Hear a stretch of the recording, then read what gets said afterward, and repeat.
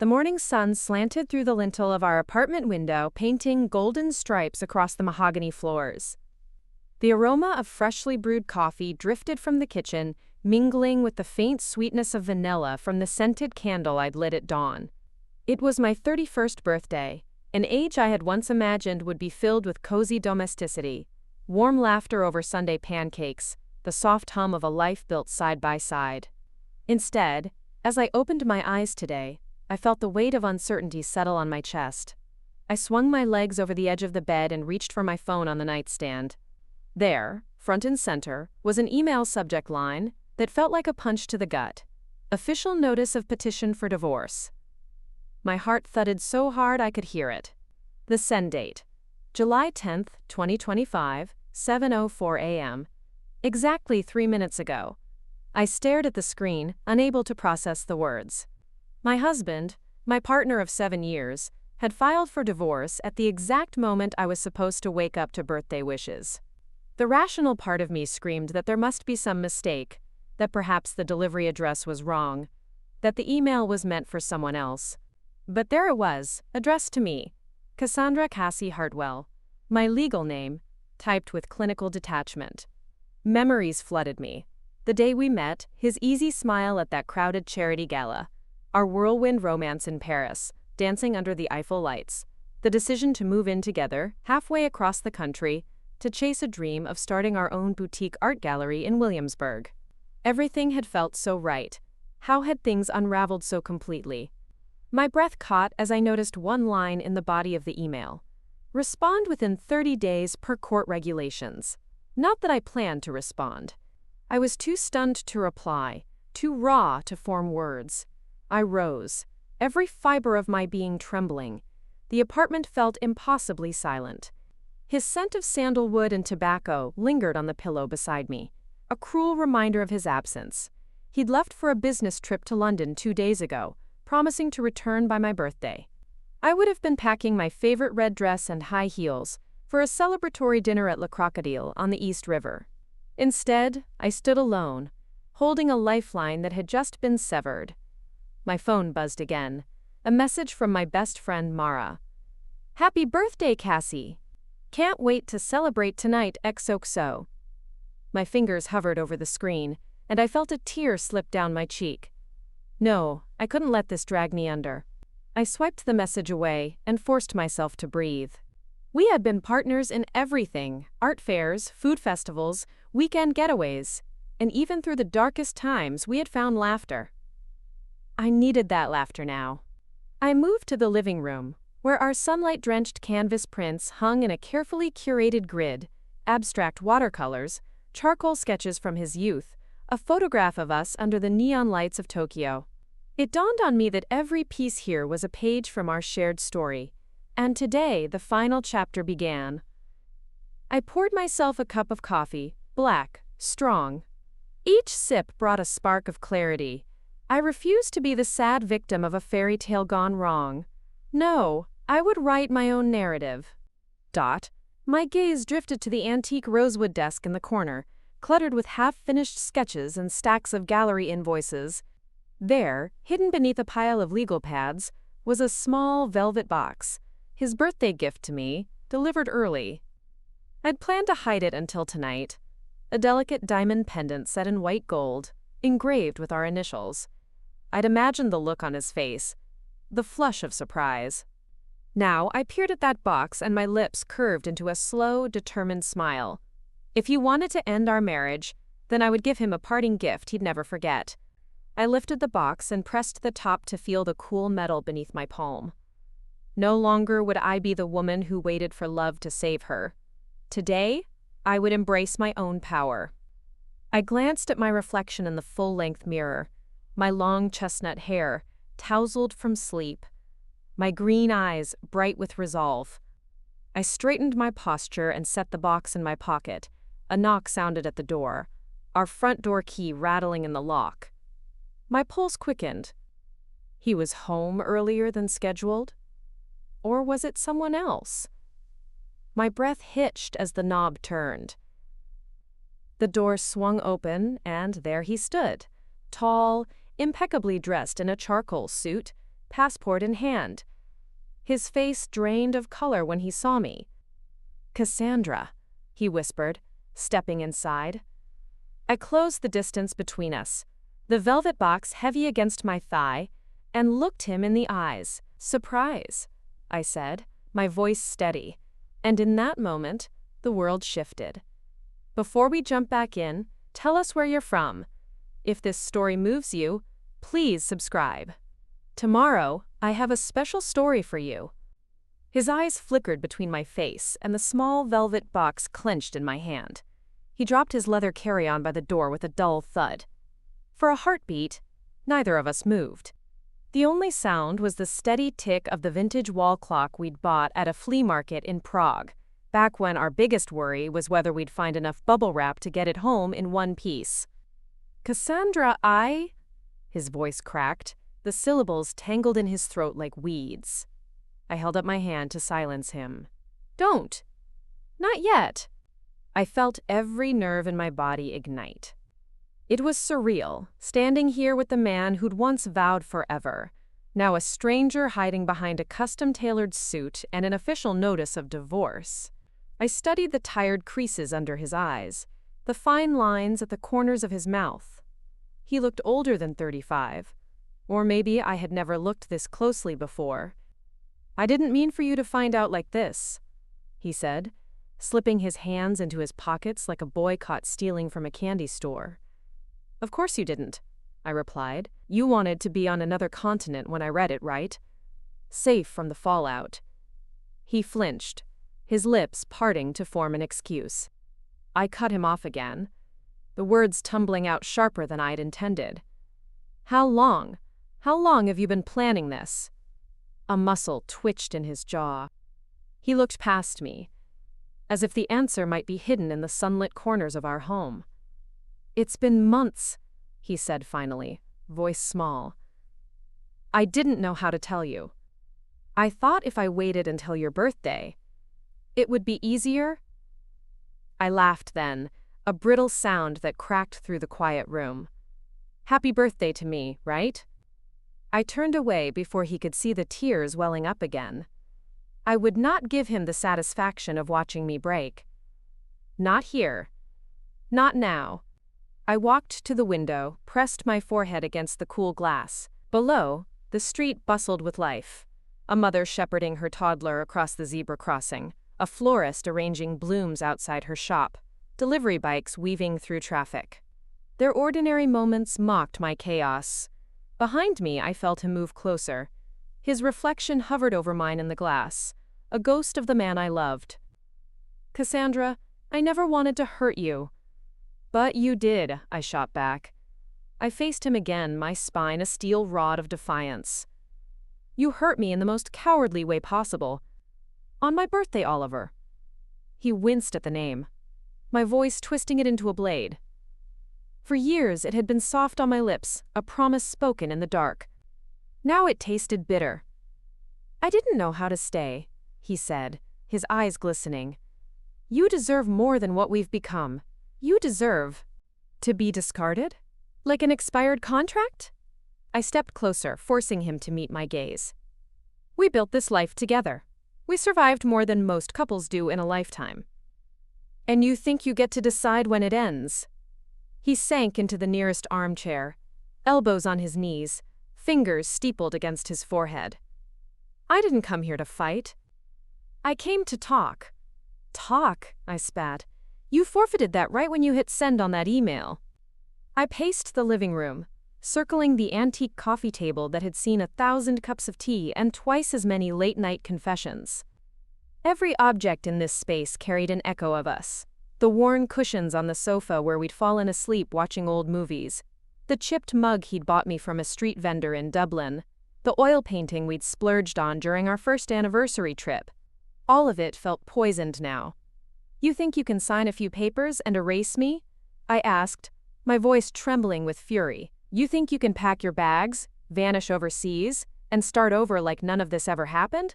He ran a hand through his dark hair, a gesture that once made my heart flutter. Now it just made me sick. "I'm not trying to erase you, Cassie. I'm trying to let you go." I laughed again, this time lower, darker. Let me go. You don't get to let me go. I'm not some charity project you outgrew. Silence pressed in around us. The seconds dragged. Finally, I felt the box in my pocket. I pulled it out and held it between us like a relic. Do you remember this? I asked softly. His eyes widened. You found it. Of course I did. You always hide things in the most obvious places. I snapped the lid open. The pendant gleamed under the morning light. An innocent, beautiful thing that now felt like a lie. Happy birthday to me, I said, my voice dripping acid. Do you want it back, or should I sell it for scrap? He recoiled as if I'd slapped him. Casey, please. I didn't want this. I thought you'd be happier. Without you? I finished for him. Well, maybe you're right. Maybe I will be. I slipped the pendant around my neck, letting the cool metal kiss my collarbone. But if you think I'm going to crawl into a hole while you gallivant around London, you're wrong. His brows knitted in confusion. What are you talking about? I moved to the door, grabbed his carry-on and tossed it back at him. I'm talking about your little trip. It's over. You're staying here until we settle this. You want a divorce? Fine. But it's going to be on my terms. Your terms? He blinked. Cassie, you can't just… Oh, I can, I interrupted. I will. You see, Oliver, you may have filed the papers. But I know things about your accounts, your secrets, your business trips that weren't always business. His face drained of color. You wouldn't. I arched a brow. Wouldn't I? After everything you've done, do you really think I owe you silence? I crossed my arms over my chest, the pendant a talisman against my rage. You see, my darling husband, you gave me a divorce for my birthday. Now it's my turn to return the favor. He opened his mouth, but no words came out. His phone buzzed in his pocket. He ignored it. The man who had always been so composed now looked like a cornered animal. I stepped closer, lowering my voice so only he could hear. You thought you could destroy me, but you underestimated me, Oliver. You forgot who I was before you swept me off my feet. I leaned in, my lips brushing his ear. I'm not your pet, I'm not your trophy. I'm Cassandra Hartwell, and you're gonna remember my name long after you sign those papers. He stared at me, stunned. The silence between us buzzed like a live wire. Then, a single word slipped past his lips, almost inaudible. Why? I smiled, stepping back just enough to meet his eyes. Because you gave me the greatest gift of all. You set me free. And with that, I walked past him into the bedroom, the door clicking shut behind me. I pressed my back against it, the weight of what I'd done pressing into my ribs. My hands trembled, but my spirit soared. I would not be broken. I would not be erased. I slid down to the floor, the pendant warm against my skin, and whispered to myself, this is just the beginning. And oh, I meant it. The bedroom door clicked shut behind me, muting the stunned silence I'd left him in. I stayed pressed against the wood for a moment, listening to my own ragged breath. My heart drummed wildly in my chest, an orchestra of fear and exhilaration playing all at once. For 7 years, I'd let my voice soften to match his, my edges dull to keep our peace. But today, a different woman looked back at me in the bedroom mirror. I pushed off the door and crossed the room, stepping around the unmade bed, the scattered clothes, the life we'd so carefully curated together. I caught my reflection, chestnut hair tumbling down my shoulders, the diamond pendant glinting like a shard of ice at my throat. For a moment, I imagined tearing it off, hurling it out the window as if it could take my pain with it. But no, let it hang there, a reminder that I was no one's victim. I opened my closet and yanked out the largest suitcase we owned, a battered Navy Samsonite that had seen every continent with us. I flung it on the bed and unzipped it so forcefully the zipper caught on the lining. A hiss of frustration slipped past my lips. I paused, took a steadying breath, and forced myself to move deliberately. I wasn't some wronged wife fleeing in tears. I was choosing to leave, on my terms, with my head high. I started packing. Jeans, blouses, sweaters, stuffed in without order. It didn't matter what I took, the point was to show him that the power had shifted, that I wasn't waiting around for him to dictate my next steps. A soft knock at the door snapped me back to reality. Casey? His voice muffled, hesitant. Can we talk? Go away. I didn't even look up as I tossed a handful of socks into the suitcase. Please, I didn't mean for you to find out like this. I want to explain. Explain? I spun to face the door, my fingers knotting into the hem of my t-shirt. Explain what? That you're a coward? That you couldn't even face me to end our marriage like an adult? That you needed the safety of a border and an ocean? Silence. Then, so softly I almost didn't catch it. I'm sorry. My laugh was bitter and low. You're not sorry. You're sorry you got caught looking like a monster. He didn't respond. I heard his footsteps retreat down the hall, the muted creak of the sofa as he sat back down. Good. Let him sit with his shame. Let him feel the weight of what he'd done. I zipped the suitcase halfway, then stopped. Leaving right now would be satisfying, but too easy for him. He'd spin the story to his friends and family, poor Oliver, abandoned by his unstable wife who couldn't handle reality. No, he wanted this divorce? Fine. But I'd make sure everyone knew exactly who he was when the ink dried. I perched on the edge of the bed, my mind racing. I needed to get my ducks in a row. Every detail, every secret I'd ignored or explained away. I'd let myself become small for him, pretending not to notice the lies that slipped from his tongue so easily. Now those lies would become my leverage. My phone buzzed. Mara, hey babe, you okay? Haven't heard from you. Dinner still on? Pawn. I stared at the message, my thumb hovering over the keyboard. She deserved the truth. She'd been my rock since college, the sister I'd never had. But how did you distill betrayal into a text? Change of plans, asterisk, I typed finally. Come over, bring wine. Lots of six a bose. A minute later, the 3 dots danced on the screen. You're scaring me. What's going on? Just come. I hit send before I could overthink it. The truth would feel less crushing if it was spoken aloud, split between us like a rotten secret peeled open under moonlight. I rose, walked to the ensuite bathroom and turned on the cold water. I splashed my face, watched the droplets bead down my cheeks, tracing the lines of a woman I was just beginning to know. I studied the faint freckles on my nose, the small scar above my eyebrow from when I'd fallen off my bike at 8. Every mark told a story, one that belonged to me alone. In the reflection, the door behind me opened. His silhouette loomed in the frame. Cassie, please. I can't stand this. Just talk to me. I shut off the faucet and grabbed a towel, patting my face dry.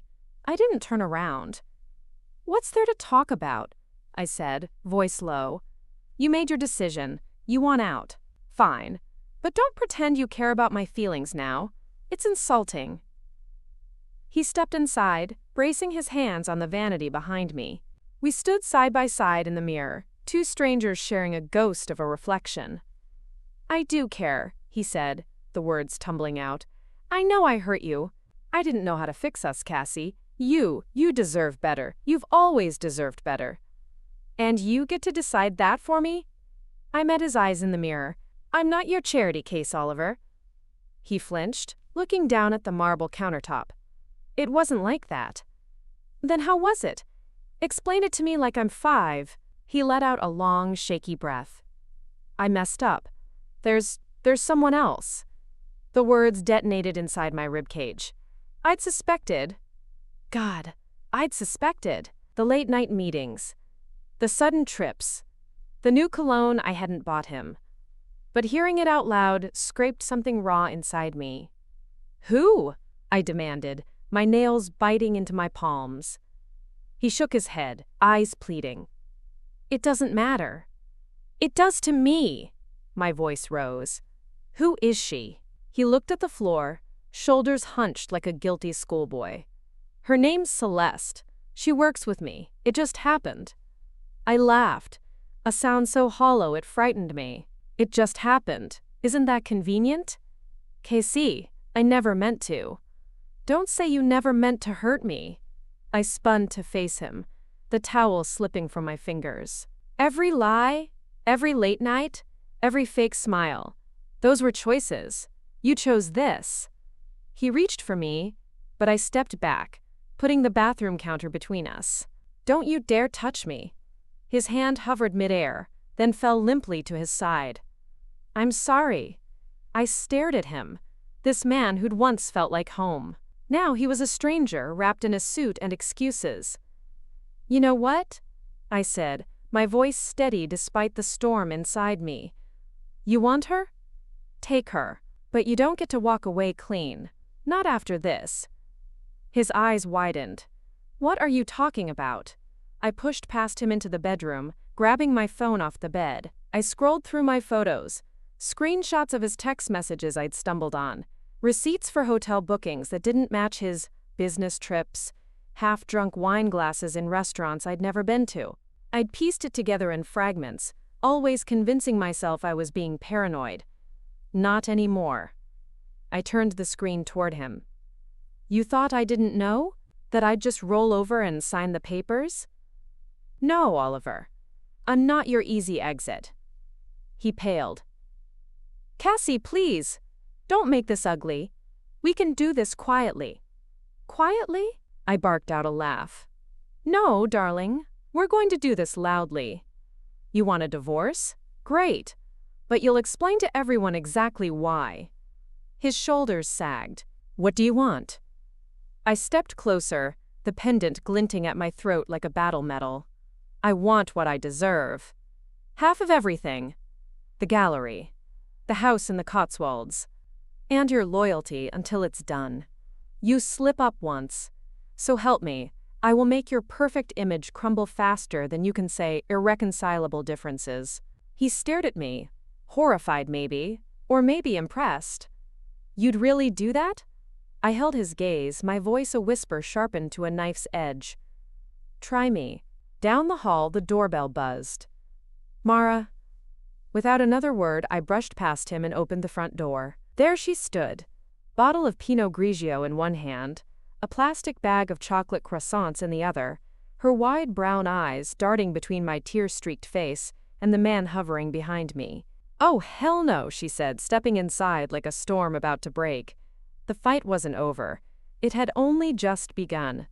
Mara stepped into the hallway like she owned the place, her eyes flicking between Oliver and me with a heat that made him flinch. She handed me the bottle of wine and planted a quick, fierce kiss on my cheek, then turned to him with a sweet, venom-laced smile. So, she drawled, tossing her coat on the hallway bench, you've really done it this time, haven't you, Oliver? He opened his mouth, but she cut him off with a single raised hand. Mara, my hurricane in human form. I'd always admired how she could wield words like blades. Today, she was my sword and shield both. Save it, she snapped. Cass, kitchen, now. We're opening this before I commit a felony. I followed her wordlessly, bottle cradled to my chest like a fragile promise. The kitchen was bright, the mid-morning sun now creeping higher, mocking the darkness swirling inside me. Mara grabbed 2 mismatched mugs from the open shelf, because neither of us ever bothered with proper wine glasses when we were together. She twisted the cork out in one sharp motion and poured until the pale liquid sloshed to the rim. Drink, she ordered. I did. It tasted like summer memories that felt far away now. Honeysuckle and green apple on my tongue, chased by the acrid burn of betrayal. Mara leaned against the counter, arms crossed, her gaze slicing through me. Okay, start talking. And don't you dare leave out a single filthy detail. I exhaled, my shoulders sagging as I lowered the mug. He filed this morning. Officially. On my birthday, Mara. An email, not even a conversation. Her nostrils flared. I'm gonna castrate him with a butter knife. A laugh escaped me. Thin, half-broken, but real. There's more. Oh, I'm sure there is. Let's have it. I pulled out my phone and showed her the screenshots, the receipts, the undeniable proof that Celeste, her perfect smile, her flirty emails, her fingerprints all over my husband, wasn't just a phantom of my anxiety. Mara scrolled in silence, her lips pressed into a hard line. When she looked up, her eyes were molten. I always hated that man. No, you didn't. Fine, I didn't. But I do now. So what's your plan? I sank into one of the kitchen stools, the cool wood pressing into my spine like an anchor. I don't know. He thinks he can just sign the papers, disappear with her, and leave me here to unravel. But I'm not letting him off that easy. Mara's grin was wicked. Atta girl. Tell me everything. Assets, accounts, dirt. The more receipts, the better. I hesitated. I have access to our joint accounts. And the gallery. Half the artist contracts are in my name. But the Cotswolds place, I never signed my name on it. He pushed for that, said it'd be, quote, cleaner for tax stuff. I didn't think twice. Classic, Mara scoffed. But you're smarter than him now. And we're going to make sure he knows it. She pulled her laptop from her bag and snapped it open on the counter.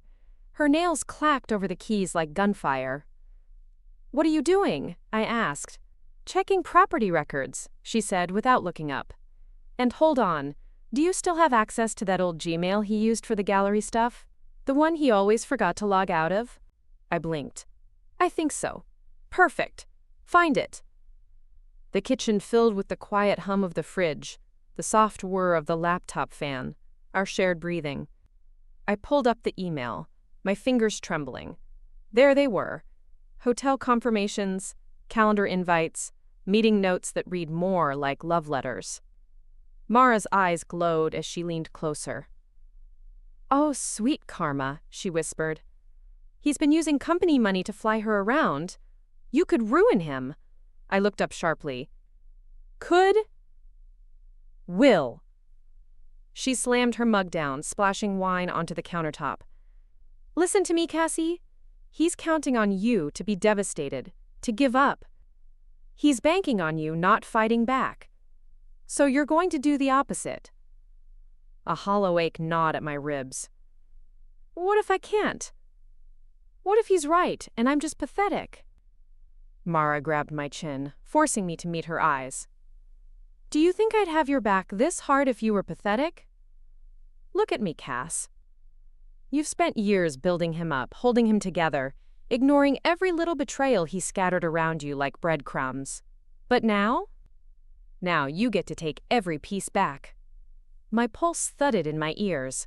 A fire flickered in my gut, small but growing. I want to hurt him, I whispered. Good. Mara purred. But not recklessly. You're gonna be smart. You're gonna be patient. You're gonna smile at him while you sharpen the knife. A floorboard creaked in the hallway. Oliver's shadow loomed at the kitchen door, his tie loose around his neck, his eyes hollow. Mara, can we? He started. Shut it! She snapped, holding up a finger like a queen silencing a peasant. This is girls' business now. I almost laughed. Almost. He took a tentative step inside, ignoring Mara's glare to look at me. Cassie, I know you hate me. Hate's a strong word, I interrupted. Disgusted, betrayed, furious. Those are closer. He winced. Please, can we just talk? Alone? Mara barked a sharp laugh. You don't get alone time, lover boy. You gave that up when you decided to bone Celeste in corporate conference rooms. I watched him pale. For once, he looked as powerless as I felt days ago. Sit down, I said coolly. He obeyed, folding onto the other stool. His eyes flicked the laptop, the mug of wine, the scattered screenshots. He knew. He knew I knew everything. I'm not trying to ruin you, he said. I want to make this clean. Easy. I leaned in, my voice a razor's edge. Easy for who? Cassie? Don't call me that. He swallowed. Cass, I'm begging you. We can divide everything fair. I'll sign the gallery over whatever you want. Whatever I want? I let the words sink in. I want you to feel what I felt when you sent that email. I want you to wake up every morning knowing you traded real love for a cheap affair that'll probably end before your next birthday. Mara reached across the counter, brushing her hand over mine. I felt her strength bolstering my own. He shook his head, tears welling up. You were everything to me. You still are. I don't know why I did this. I laughed, bitter and sharp. Save the crocodile tears. They won't fix this. Mara slammed the laptop shut. Time's up. Cass, let's get out of here. He can stew in this apartment full of his broken promises. I grabbed my suitcase from the bedroom. This time, the zipper moved smoothly, like the universe was giving me permission to go. I wheeled it into the hall. Oliver didn't try to stop me. He just sat there, small and crumpled, the architect of his own ruin. As I reached the front door, I turned back to look at him one last time. Happy birthday to me, right? I said, my voice ice. His lips parted, but no words came out. I stepped into the hallway, Mara close behind me. The door swung shut with a satisfying final click. Mara slipped her arm through mine as we walked to the elevator. Where to now, Hartwell? I looked at her, my eyes clear for the first time in weeks. Now? I said, pressing the button. Now I burn it all down. The elevator doors slid closed around us, sealing Oliver inside his golden cage. And for the first time that day, I smiled. The elevator hummed its way down 12 floors, each ding of the passing levels echoing in my ribs. Mara stood beside me, her arm looped through mine, grounding me in the middle of the chaos that had become my life overnight. I could feel the fire building inside me with every floor we descended, a dangerous, exhilarating burn that left no room for the fear that used to anchor me. When the doors slid open, the lobby smelled like lilies and floor polish, but it all felt stale now. The marble floors, the polite doorman who smiled too widely, the curated artwork in gilded frames. None of it belonged to me anymore, and I didn't want it to.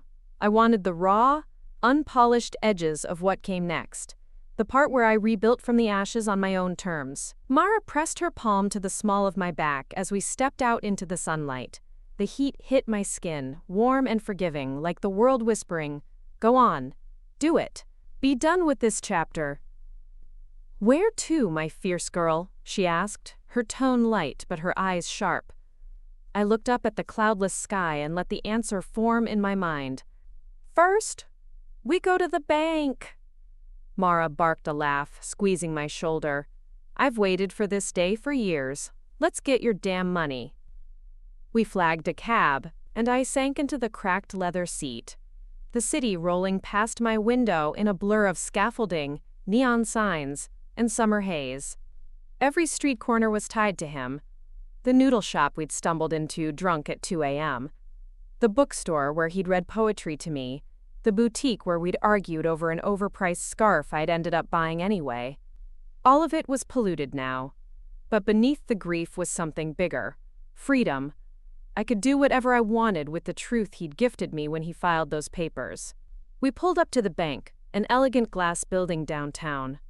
I'd walked through those doors so many times on his arm, the loyal wife, nodding sweetly while he handled the details. But today, it was my name on the account. My name that would sign the withdrawal slips. My name that would take back what I'd built, dollar by dollar. Inside, the AC hit my flushed skin. Mara leaned against the counter, scrolling through her phone while I waited for the manager. When he appeared, tall, balding, with kind eyes behind gold-rimmed glasses, I saw the flicker of recognition cross his face. Cassandra Hartwell. The other half of Oliver's perfect couple routine. "Mrs. Hartwell," he said, offering a polite smile. "How can I help you today?" I returned the smile with my own, sharper at the edges. "I'd like to access our joint accounts and transfer my share to a new private account. Effective immediately. The night air was thick with the city's pulse as Mara and I stepped out of Linda's office building, our heels clicking in unison across the gleaming marble lobby. My phone buzzed in my pocket for the dozenth time. Oliver, no doubt, his name flashing again and again like a ghost I couldn't shake. But I didn't answer. I wouldn't answer. Let him drown in the silence he'd left me with. Mara flagged down a cab and practically shoved me inside. She settled beside me, pulling the door shut with a decisive slam that felt like punctuation on the day. She smelled like jasmine and the cigarette she'd bummed off a stranger outside, the sweet and bitter tangled together the way we were. "You hungry?"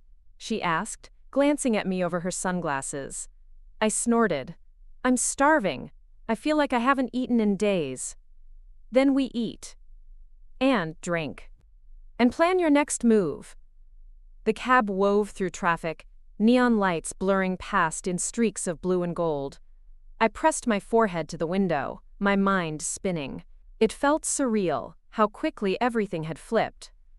This morning, I was his wife, the woman who'd have woken to roses and a carefully wrapped gift. Tonight, I was the woman who'd emptied the joint accounts and set the legal wolves on his doorstep. I wondered if he was sitting in our living room now, the silence so loud it swallowed him whole. I hoped he was. I hoped he looked around at all the pretty things we'd bought together. The paintings, the record player, the half-burned candles that still smelled like my favorite vanilla, and felt every inch of what he'd lost. Mara leaned closer, her voice pulling me out of my thoughts. "He's gonna come at you hard, Cass. He'll spin his version. He'll say you're unstable, you're vindictive. You know that, right?" I nodded. "Let him. I'm done pretending to be the good wife, the quiet wife. I'm not her anymore." Mara grinned, wicked and proud. "Damn right you're not." We pulled up to a tiny wine bar tucked between a tattoo parlor and a used bookstore. It smelled like garlic and warm bread the second we stepped inside. The walls were lined with mismatched shelves, dusty bottles, and flickering candles that dripped wax onto tarnished brass holders. We settled into a corner booth. Mara ordered a bottle of something red and expensive, on my soon-to-be ex-husband's card, which made it taste even sweeter when it arrived. "To new beginnings," she said, clinking her glass against mine. I laughed, the sound ringing out freer than it had in months. "To burning it all down." We drank. We ordered plates of charred octopus, olives, thick wedges of bread dripping with olive oil. We ate with our fingers, wiping our greasy hands on linen napkins, not caring when the wine spilled or the laughter got too loud. For a few precious hours, I let the poison of him drain out of my veins. Halfway through our second bottle, Mara leaned in, her eyes shining under the dim lights.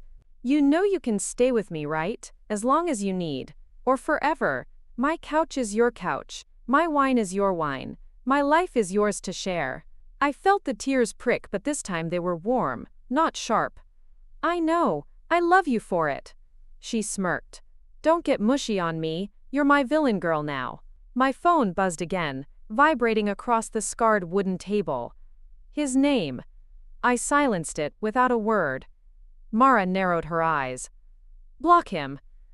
"Not yet," I said. "He needs to feel me not answering." She cackled, lifting her glass again. "Savage. I love it." We stayed until the bar emptied out and the staff began stacking chairs on tables.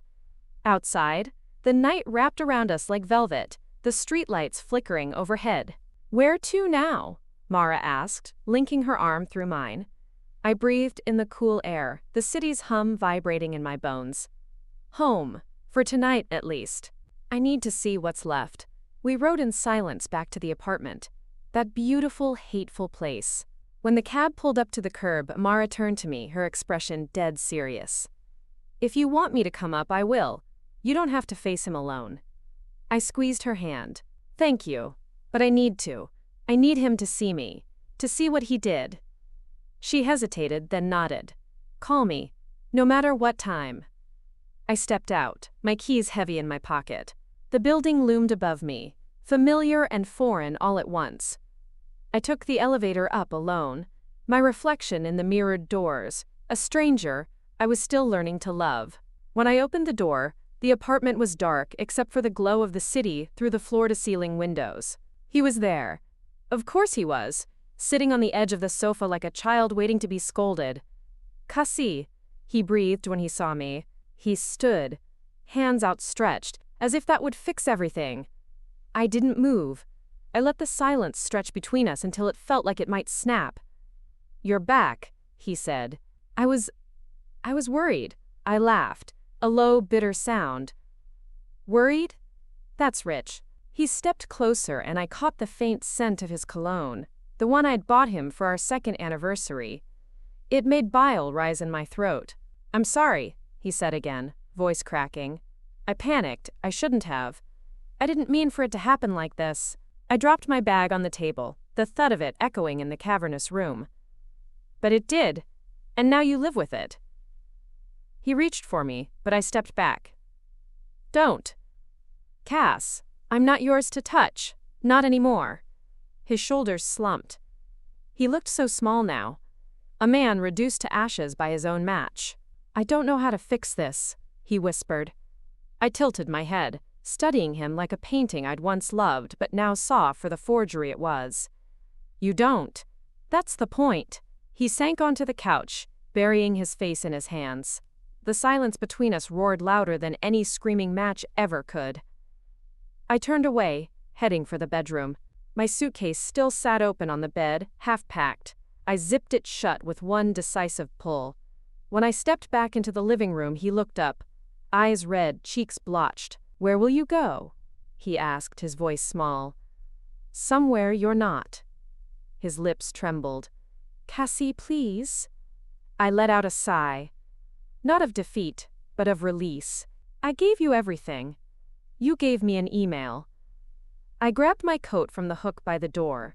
As I opened it, the city's hum filled the void he'd left behind. "Goodbye, Oliver." The door clicked shut behind me, sealing in the ghost of who I'd been. Out on the sidewalk, the night felt wide open, the unknown sprawling before me like a blank canvas. I took a deep breath, the air sharp and clean in my lungs. I was free, and I would make him regret every second of it. The streetlights blurred as I stepped onto the pavement, my suitcase thumping behind me like an exclamation point at the end of a sentence I hadn't realized I'd written. Every sound seemed amplified. The distant wail of a siren, the hiss of a bus braking at the corner, the echo of my footsteps on cracked concrete. For the first time in years, I was alone, truly, terrifyingly, thrillingly alone. I walked aimlessly at first, letting the weight of the night settle into my bones. My phone buzzed in my pocket again and again, Oliver's name lighting up the screen. I silenced it each time without reading the messages. Let him stew. Let him replay every word I'd thrown at him.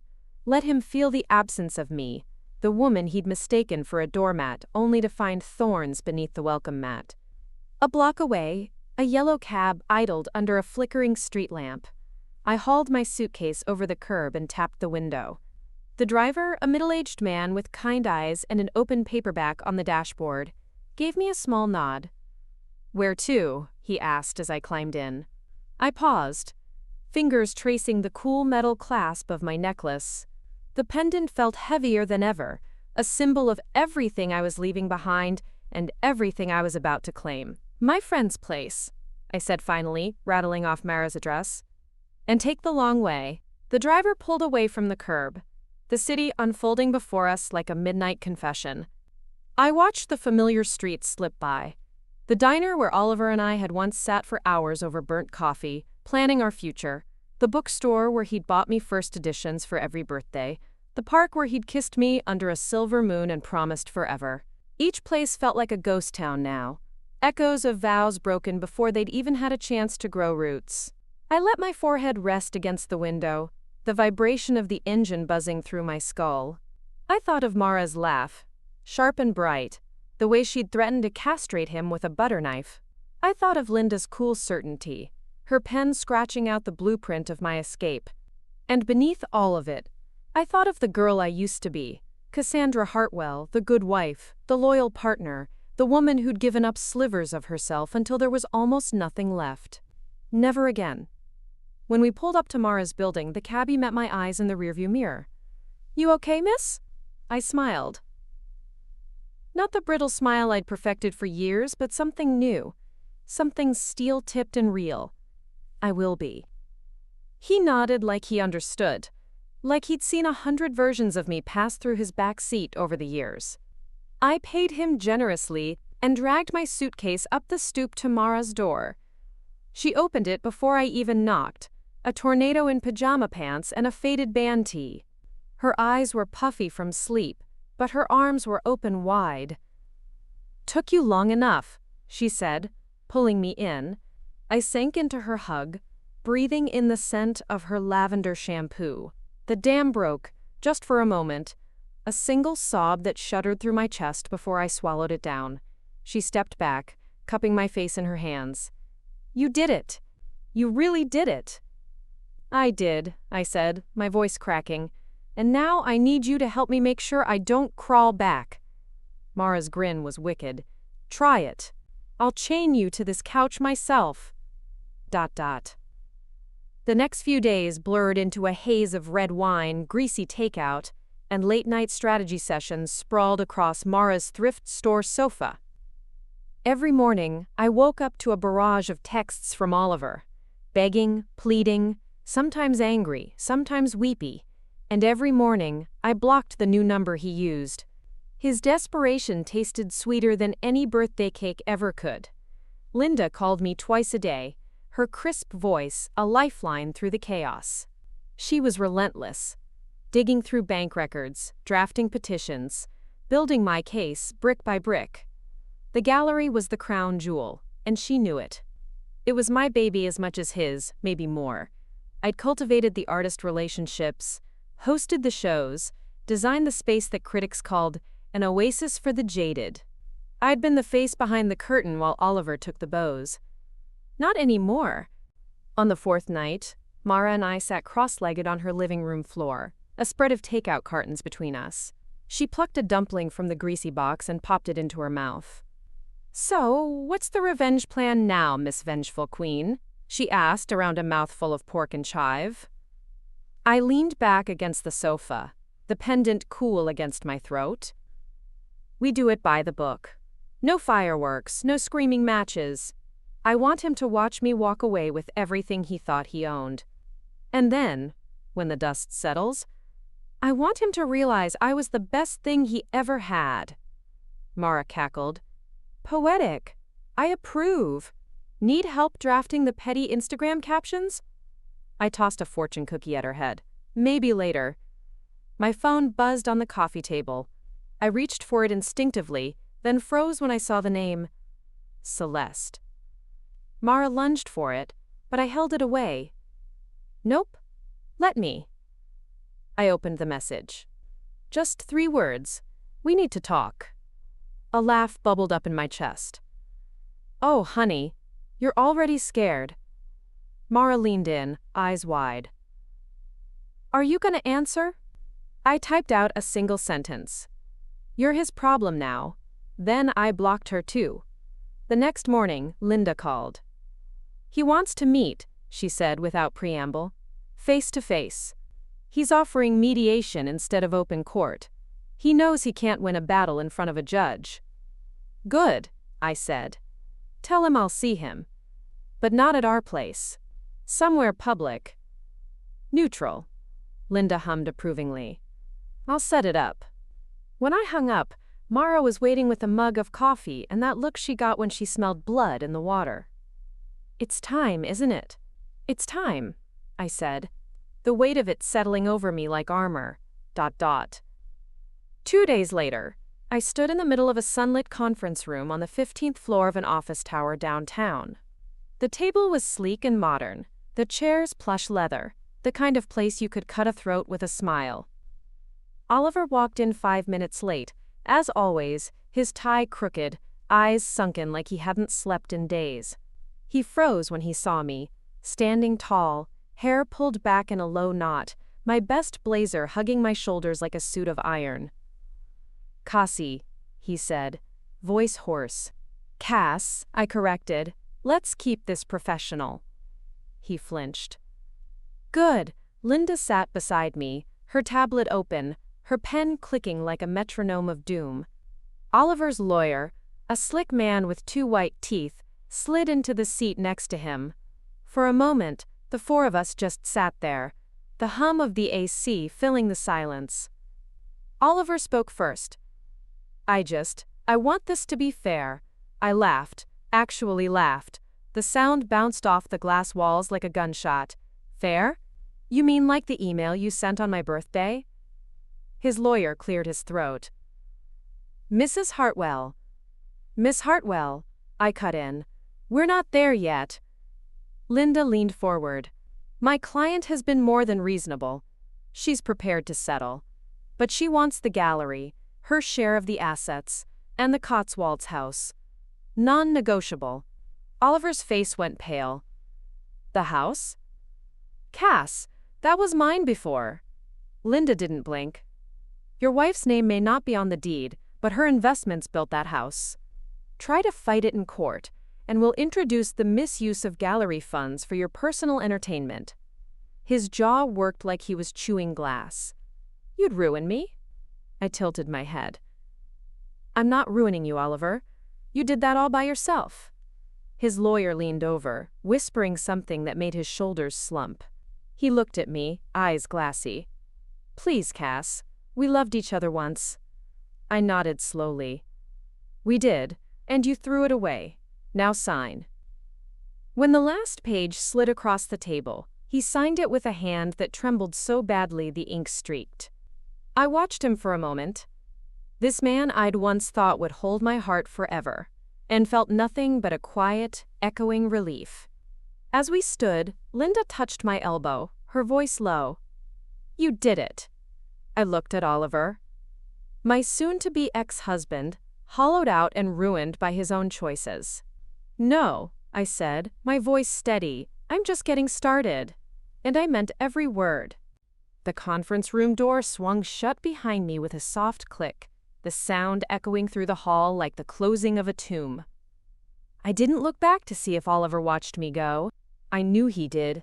I wanted that image to burn into his mind, the shape of my back as I walked away with everything he'd tried to bury me under. Linda kept pace beside me, her tablet tucked under one arm, her lips curved in a rare, sharp smile. You handled that like a queen, Cass. I gave her a nod, my pulse steady for the first time in days. We're not done yet. He's gonna try something. He always does. She tilted her head, eyes gleaming. Then we'll be ready. But for now, take the win. Go celebrate. Breathe. Outside, the city air was bright and biting. I paused on the steps of the building, staring up at the jagged skyline. For years I'd looked at these same buildings and seen walls, cages made of glass and steel. But today, they looked different, like pathways, like windows I could finally open. Mara was waiting across the street, leaning against a lamppost with her sunglasses perched on top of her head and a grin that could slice through granite.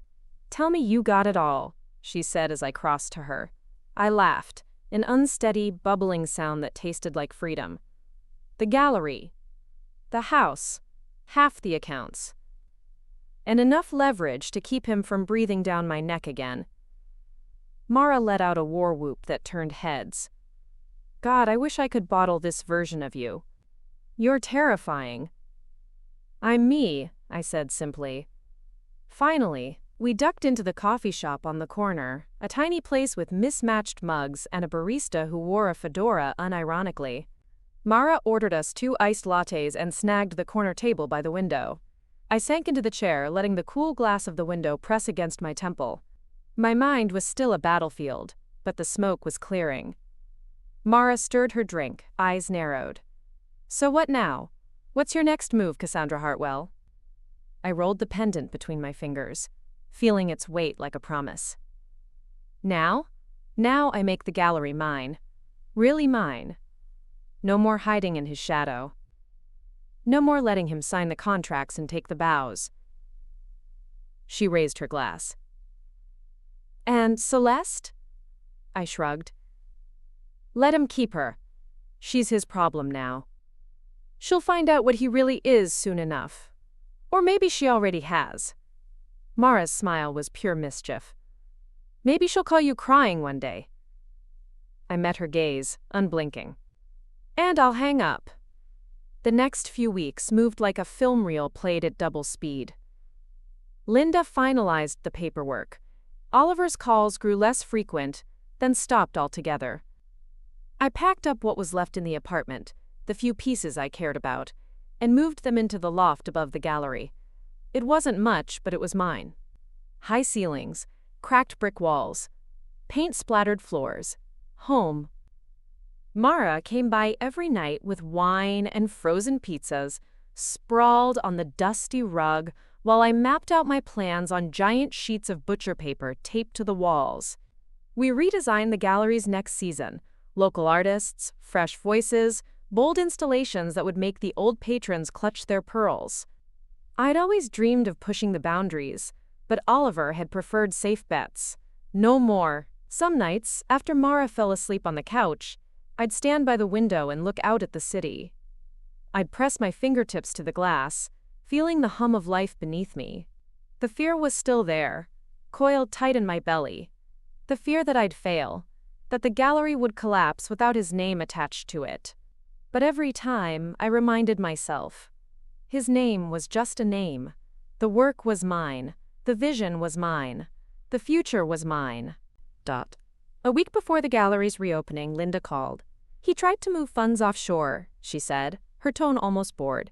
But we blocked it. He's learning. Let him learn, I said. Let him stew. The night of the grand reopening, the loft buzzed with energy. Strings of fairy lights snaked across the exposed beams, casting everything in a golden glow. The new installations glimmered like secrets waiting to be told. People poured in, art critics, influencers, young collectors with deep pockets and a hunger for something real. I stood by the main piece, a massive mixed-media sculpture that took up an entire corner of the room. It was raw and jagged, metal twisted around splintered wood, a story of something broken made beautiful again. Mara hovered at my elbow, her grin fierce. They love it! Look at them, eating it up.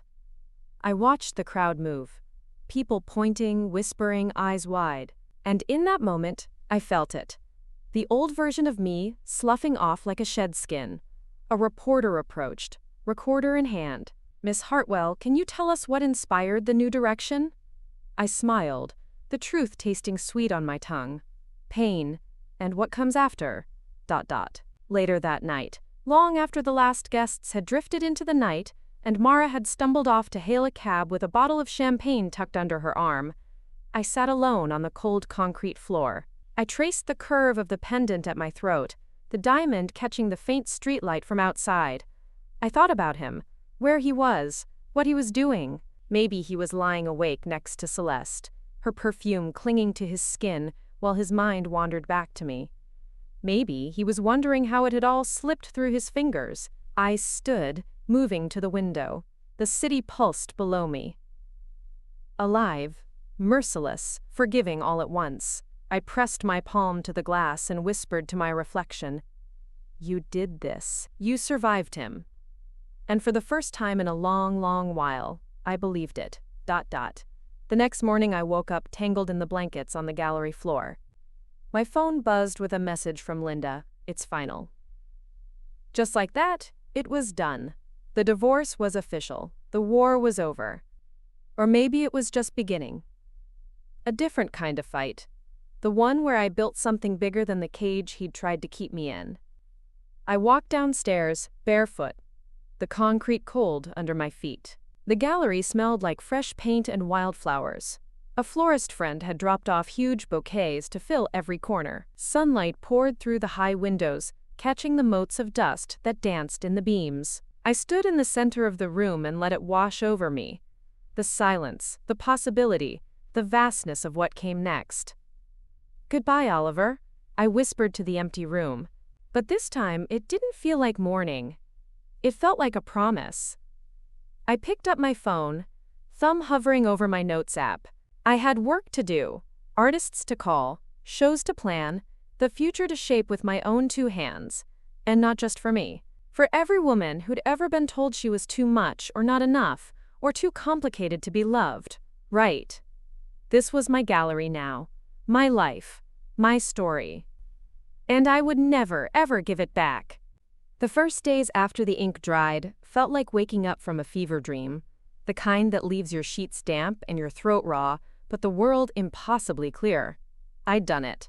I'd stood my ground in the ruins he'd made of our marriage, and carved out my own corner of the world again. But victory was a strange thing. It didn't taste like fireworks or confetti. It tasted like coffee gone cold on my work table, like paint under my fingernails, like the echo of my own footsteps across the empty gallery floor long after midnight.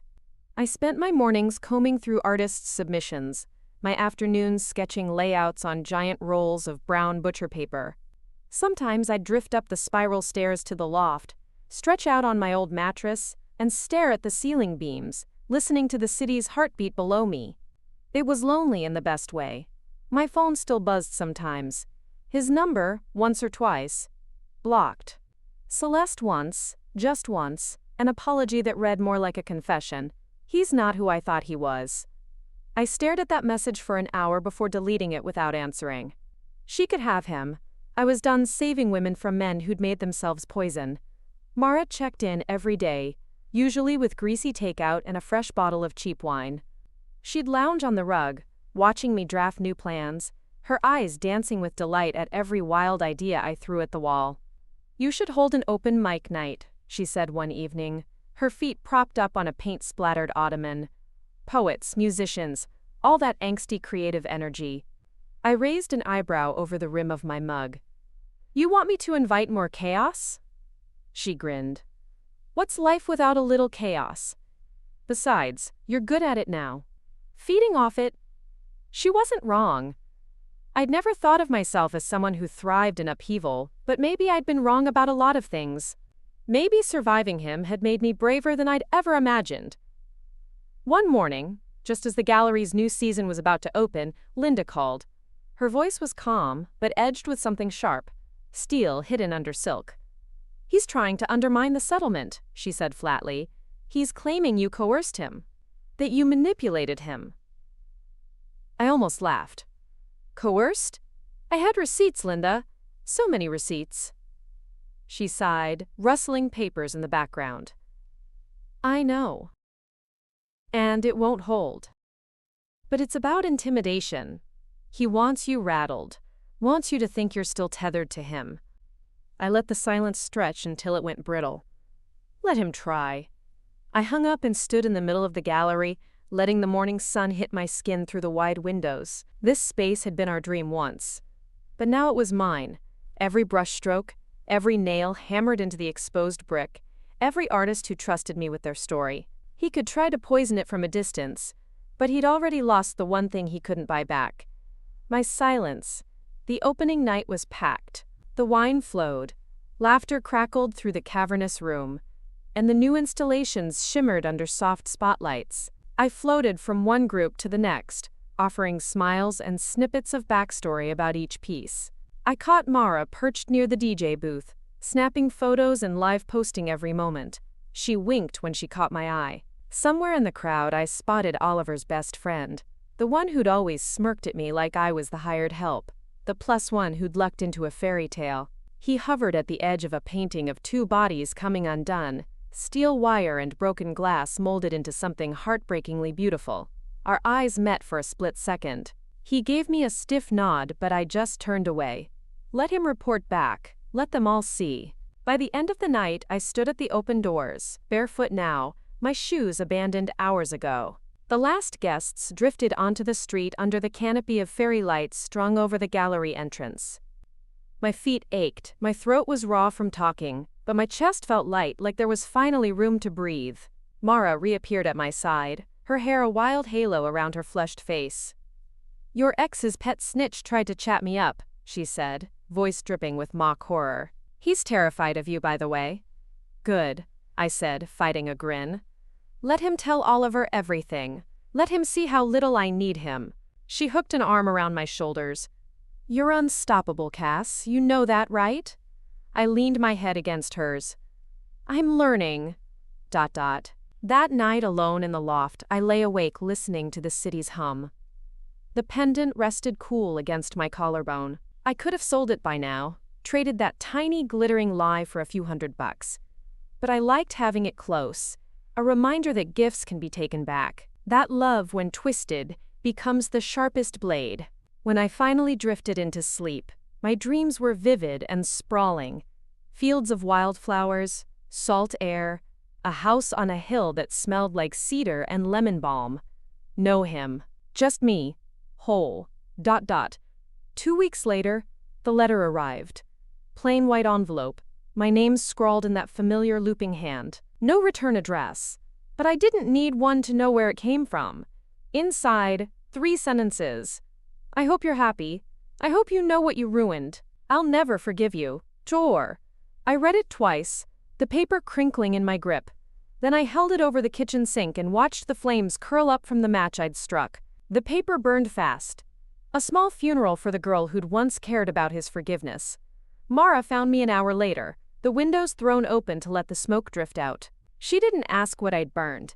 She just passed me a fresh cup of coffee and flopped onto the couch, already pulling up the next round of artist portfolios for me to approve. Think you'll ever see him again? She asked, casual, like she was asking about the weather. I traced the rim of my mug. Maybe, but I'll be fine if I don't. He's a story I've already told myself too many times. She raised an eyebrow. And Celeste? I smiled. Not cruel, just honest. She'll figure him out the same way I did. And when she does, maybe she'll send me a thank you card. ... The weeks bled into months. The gallery thrived. The artists trusted me. The patrons returned again and again, drawn in by the rawness I let breathe on the walls. Sometimes I'd catch my reflection in the glass doors. My hair pulled up, my eyes clear, my smile unforced. The woman in the glass was me, but more. Older, wiser, unbreakable. One night, long after closing, I stood barefoot in front of the sculpture that had anchored the first show, the twisted metal and glass that looked so much like how my heart had felt when he left. I ran my fingers over the cool edges and whispered to it like an old friend. "Thank you for breaking me," I said, not to the art, but to him, to the ghost of him that still haunted the corners of my mind. You made me fearless. The city pulsed outside, neon and soft rain glistening on the streets. I pressed my palm to the gallery door, the glass cold and certain beneath my skin. My husband had filed for divorce on my birthday, and I'd given him a gift he'd regret forever. The rest? That was all mine to claim. The first spring after the divorce was unlike any other spring I'd ever lived through. The city felt reborn. Or maybe it was just me, seeing it through a pair of eyes that had stopped scanning every face in every cafe window, half hoping I'd spot him and feel, what? Nostalgia? Regret? Relief? That part of me was gone now, stripped away in the cold months that had followed his final letter. I spent my mornings in the gallery, barefoot sometimes, the concrete floor cool under my toes while I rearranged the art until it felt right. I wanted the space to breathe, to feel like a conversation instead of a showroom. I wanted people to walk in and feel their own messy stories mirrored back at them in paint, clay, steel. Mara was my shadow, my shield, my co-conspirator. She showed up at the loft unannounced with pastries and glossy magazines, tracking down new artists, and occasionally sleeping on my couch when her own apartment felt too empty. One afternoon, she found me perched on a ladder, hammering in a hook for a new canvas. I wore a threadbare tank top and jeans speckled with paint. She leaned against the wall, arms crossed, eyes sparkling. "You know you're basically a trope, right?" she teased. Heartbroken woman becomes bohemian gallery queen in her tiny urban loft. I shot her a mock glare.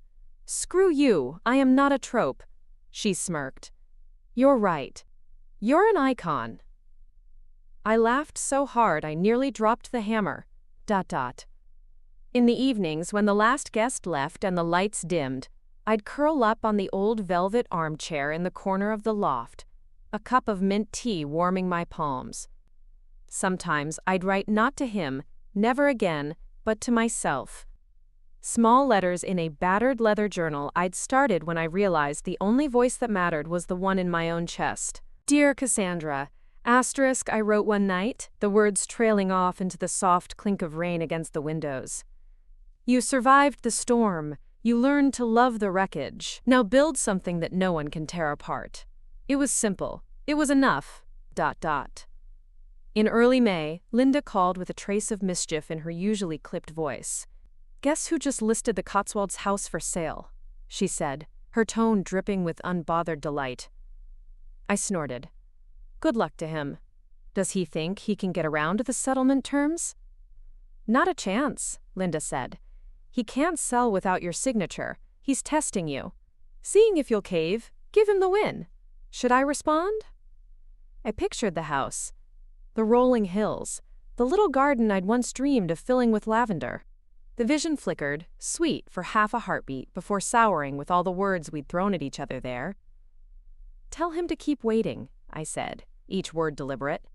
If he wants it gone so badly, he can sit in that empty house until the ivy swallows the windows. Linda laughed. I do love you when you're vengeful. ... A week later, I was setting up a new installation, a series of black and white photographs of women's hands doing everyday things. Braiding hair, buttoning a blouse, signing divorce papers. The artist, a 20-something powerhouse named Rue, hovered nervously beside me. You sure people will get it? Rue asked, chewing the inside of her cheek. I stepped back, studied the photos, the raw edges of them. They'll feel it. That's better than getting it. Rue grinned. Thanks, Cass. You're kind of a legend, you know that? I laughed, swatting at her shoulder. Don't spread that around. I have a reputation for being terrifying. She only shrugged. Terrifying's good. Means people listen when you speak. Her words stuck with me. After she left, I sat cross-legged on the floor, the photos looming over me like an unspoken truth. Once, I'd been afraid of my own voice, afraid that if I spoke too loudly, too clearly, he'd leave. He'd found a reason anyway. Now my voice was the only thing I trusted. ... One night, long after the gallery had emptied out, I unlocked my phone and scrolled through my old saved voicemails. I hadn't listened to them since the night I'd blocked him for the last time. One by one, I tapped play. I'm sorry, Cassie, I didn't know what I was doing. I need to explain, Stir, Helez, don't do this. You're not this cruel, Helez. I deleted them all, one by one. And when the last one disappeared, so did the tight coil in my chest that had held my old life together. I wasn't the woman he'd broken. I wasn't his cautionary tale. I was my own story now. ... Mara found me on the floor that night, my knees tucked under my chin, the final remnants of him gone from my phone. You good? She asked softly. I looked up at her, the woman who'd held my hair while I sobbed, who'd drafted cease and desist letters on cocktail napkins, who'd threatened to chain me to her couch if I ever thought of crawling back. I'm good, I said. Better than good. She cracked open a bottle of cheap Prosecco she'd found in my fridge. We sat on the paint-splattered floor, passing the bottle back and forth, the bubbles sharp and cold on our tongues. To the end of the worst chapter, Mara said, raising the bottle. To the beginning of the best, I said. And we clinked our plastic cups together, the sound bright and clean in the quiet loft. ... The next morning, I woke up tangled in blankets on the gallery floor, sunlight creeping across my face in a warm kiss. My head ached. Too much Prosecco, too many memories exercised in a single night. But beneath it all was a stillness I hadn't felt in years. My phone buzzed once. Not his name, not Celeste's, not Linda with another legal update. Just a new artist, asking if they could show me their work. The future calling, gentle and insistent. I pulled my journal from under my pillow and scribbled one line before the memory could fade. I gave him my best years. He gave me my freedom. Fair trade. I closed the notebook and rolled onto my back, staring at the high ceiling beams. The city hummed beyond the windows, a promise instead of a threat. I was still Cassandra Hartwell. But now, finally, I was only hers to keep.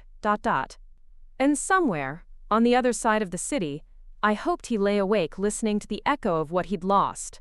A ghost that would haunt every birthday to come, because some gifts come wrapped in red bows, and some come in the shape of a woman who learned to survive the fire.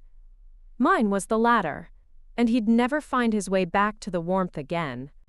The first thing I did when the sun cracked through the loft windows that morning was open every single one of them. The city air was cool, sharp, scented faintly of rain and car exhaust, and early blooming flowers from the shop down the block. I leaned against the frame, elbows digging into the chipped paint, and breathed it in like a woman taking her first lungful after crawling out from underwater. Below me, the street was waking up. Delivery vans idled at the curb. A couple argued half-heartedly over coffee orders. Someone's dog barked at pigeons. All of it felt oddly precious, proof that the world moved on, whether a man chose to leave you or not. Proof that I was moving too. When I turned back inside, the loft looked like a battlefield of fresh beginnings. Paint samples smeared across half the walls, new sketches taped up beside them.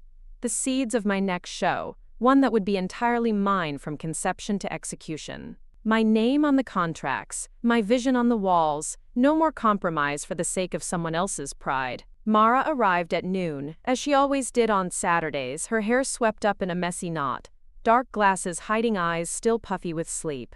She carried 2 greasy paper bags, bagels and donuts, and a single cup of black coffee that she shoved into my hands before she even shrugged out of her denim jacket. "Have you slept?" she asked, eyeing the chaos. "A little," I lied. She rolled her eyes. "You're feral. I like it." We sprawled out on the splintered old wood floor, the sunlight pooling around us in warm squares. She bit into a bagel and raised an eyebrow. "So, you know he's going to try something else, right?" I smirked. "Let him. What more can he take? My name? My gallery? He can't touch it now. He already took the parts one was willing to give. The rest is locked up tight." Mara chewed thoughtfully. "You know what I think?" I rolled my eyes. "Always. I think he's miserable. And I think Celeste is finding out that being the next big thing loses its shine fast when you're dating a man who's addicted to the sound of his own voice." I huffed a laugh. Let her find out. She can have the version of him that sulks when he's not worshipped. The version that can't handle silence. The version that's half fury, half cowardice. Mara nodded approvingly, tearing off another bite of her bagel. "You really don't miss him at all." I stared up at the beams overhead. Once I'd have lied, softened the truth for someone else's comfort. Now my voice felt sharp and clean as glass. "I don't miss him. I miss who I thought I was with him, the girl who believed in fairy tales. But I like the girl I found when he left better." Mara gave me a soft little punch on the shoulder. "God, I love you." I smiled. "I know. Dot." The gallery's summer season launched on a Thursday. The city was thick with heat, the air damp and buzzing with cicadas. We packed the place full of bodies. Artists, critics, patrons, kids in thrifted leather jackets who snapped Polaroids on battered old cameras. The art was bold, sculptures that jutted out into the space like accusations, canvases splattered with anger and tenderness in equal measure. People gasped and whispered and came back for second and third looks. And me? I stood by the door in a linen dress I'd bought with my own money, no one's opinion in my ear, no shadow at my back telling me to tone it down. Every hand I shook, every compliment that landed in my chest like an arrow, reminded me that this was mine. No compromise, no apology. Halfway through the night I felt a flicker of unease, a pair of eyes at my back that made the hairs on my neck rise. I turned, scanning the crowd, and found him there. Oliver, leaning against the far wall, hands stuffed in his pockets, tie undone. Celeste was nowhere in sight. He looked tired. Smaller than I remembered, like he'd shrunk in the months since I'd last seen him sign those final papers. For a moment, just a breath, the old instinct flickered to life. The part of me that wanted to fix his pain. The part that whispered, "Maybe you were too harsh. Maybe you could have saved him." But it died before it could take root. He'd made his choice. I'd made mine. This room, this crowd, these walls humming with possibility. They were the gift I'd given myself the day I'd let him go. I watched him push off the wall and drift toward me, weaving through clusters of people. His mouth worked around words before they formed. He looked so out of place. A relic from another lifetime that no longer fit the world I'd built in his absence. "Cassandra," he said, voice low, almost soft. "Oliver," I replied, my tone polite but steel-lined. His eyes darted around the room, taking in the art, the laughter, the people who didn't even glance his way. "This is incredible. You did all this?"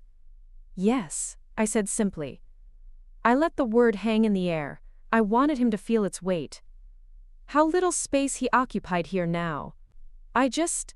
He cleared his throat. "I wanted to say congratulations. And I'm sorry for everything." I tilted my head, studying him like he was a sculpture I'd seen too many times to find interesting anymore. "I know." He flinched, his eyes searching my face for a softness that wasn't there. "Do you ever think about us?" I felt Mara drift up beside me, her presence a quiet thunderclap at my shoulder. I didn't need to look at her to know her eyes were daring him to speak one more syllable. I met his gaze, steady and calm. "Sometimes. But I don't live there anymore." He opened his mouth, then closed it again. He looked so small, so lost, that for half a second I almost felt pity. Almost. "Take care, Oliver," I said, the final nail in the coffin of a story that had buried us both once. I turned to Mara, who arched an eyebrow as Oliver drifted back into the crowd, a ghost swallowed up by a party that wasn't his anymore. "You okay?" she asked. I exhaled, a slow, deep breath that tasted like freedom. "I'm perfect." We slipped back into the party, laughter and music swallowing us whole. And when I looked back over my shoulder, he was gone. Later that night, I sat alone in the loft, my feet tucked under me on the battered velvet armchair. The city hummed below, alive and indifferent. I traced the pendant at my throat, the last relic of a life that wasn't mine anymore. I pulled it off, the chain slipping through my fingers like a thread I'd finally cut. I laid it in an old shoebox with a handful of other things I'd kept, not because I wanted them, but because they reminded me of how far I'd come. Then I closed the lid. Some ghosts are best kept small. I padded to the window, the hum of traffic drifting up like a lullaby. I pressed my palm to the glass, the city sprawling endless and wide before me. He'd filed for divorce on my birthday. He'd thought it was an ending. But endings, I'd learned, are just invitations to begin again. I smiled at my reflection, at the woman I'd become, and I whispered to the glass, so quiet the city couldn't hear. "Happy birthday to me." It's strange, the things you start to notice once you stop waiting for someone to come home to you. The way the city feels softer at dawn, like an unspoken promise that there's still time to get it right. The creak of the gallery floorboards under your feet when you're the only one awake. The hum in your bones that reminds you the silence is yours now, and it's not empty. It's sanctuary. It had been almost a year since Oliver's final message. A year since the ink dried on the papers that freed us both, though only one of us really knew what to do with that freedom. Mara liked to joke that I was living my best divorce glow-up, her words, not mine. I still couldn't stand that word, divorce, the way it felt like something broken beyond repair, but maybe it was just another word for permission. The gallery was thriving. Some nights it pulsed with people, their laughter echoing off the brick walls, wine glasses clinking like tiny bells. Other nights it felt like a chapel, just me and the artists I'd championed, the air humming with the ghosts of all the things we'd made together. It was the life I'd once imagined I'd build beside him. Now it was better because it was mine alone. One Thursday afternoon, Mara and I sat in the back office, the floor littered with paper cups and crumpled flyers from the last opening. She scrolled through her phone while I hunched over my ledger, cross-checking commissions and expenses. "Celeste is gone," Mara said suddenly, her voice almost casual. I didn't look up. "Gone?" "Yeah. Packed up, moved out." Some quote mutual friends said she's living with her sister upstate now. I guess your boy didn't turn out to be such a catch when there wasn't a scandal to keep it spicy. I snorted, tapping my pen against the column of numbers. Not my boy, not for a long time. Mara leaned forward, her grin feral. You ever think about him? About how it ended? I did look up then. The truth was easy now, worn smooth from repeating it to myself in the dark. Not really. He's just background noise. The thing that happened before the thing that matters. She raised her coffee cup in a mock toast. To background noise. And to you, Cassandra Hartwell, the only thing that matters now. Sometimes, when the gallery was closed and the world outside settled into its own hush, I'd sit cross-legged on the floor and read through old journals. Tiny handwriting scrawled across cheap notebooks, all the ways I'd tried to reason with the woman I used to be. It'll get better. He'll come back to you. You just have to be softer, smaller, sweeter. I tore out the pages one night, page after page after page, until the floor was littered with confetti that looked like ghosts. Then I swept it all up and tossed it in the bin. The next morning, the gallery smelled like fresh paint, and the promise that I'd never beg to be seen again. In early autumn, the first artist I'd ever signed, a wiry kid named Jonah who once painted on pizza boxes because he couldn't afford canvas, stopped by with a gift. He stood awkwardly in the doorway, shuffling his sneakers across the polished floor. I know you hate surprises, he said, his grin crooked. But I made you something. He handed me a small canvas wrapped in butcher paper. I peeled it back to find a portrait. Me, sitting cross-legged in the gallery under the skylight, head tipped back like I was laughing at the sky. The colors were wild and soft all at once, the brushstrokes reckless and sure. It's how I see you, he said shyly. How you look when you think no one's watching. My throat tightened. I wanted to say something clever, something that wouldn't let the tears brim in my eyes, but all I could do was hug him. After he left, I hung the painting on the far wall, right beside the door. A reminder to myself. This was who I was now. This was what I'd built.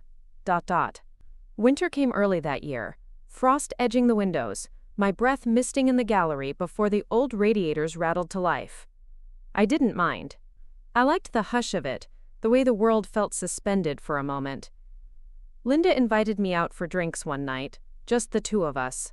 We sat at a corner table in a tiny wine bar, candlelight flickering between us. He reached out again, she said after our second glass, her tone gentle. Oliver. He wants to meet, says he wants to apologize. Really apologize? I traced my finger around the rim of my glass. What did you tell him? I told him I'd ask you. But I can handle it if you'd rather not. I thought about it, about what seeing him might do to me. I pictured his face, the way his eyes used to flicker when he lied. Then I pictured my gallery, my loft, the life I'd built with no room for half-truths or unfinished apologies. Tell him I wish him well, I said finally. And that I have nothing left to say. Linda's smile was slow and proud. Good girl. I walked home that night, my boots crunching over the first dusting of snow.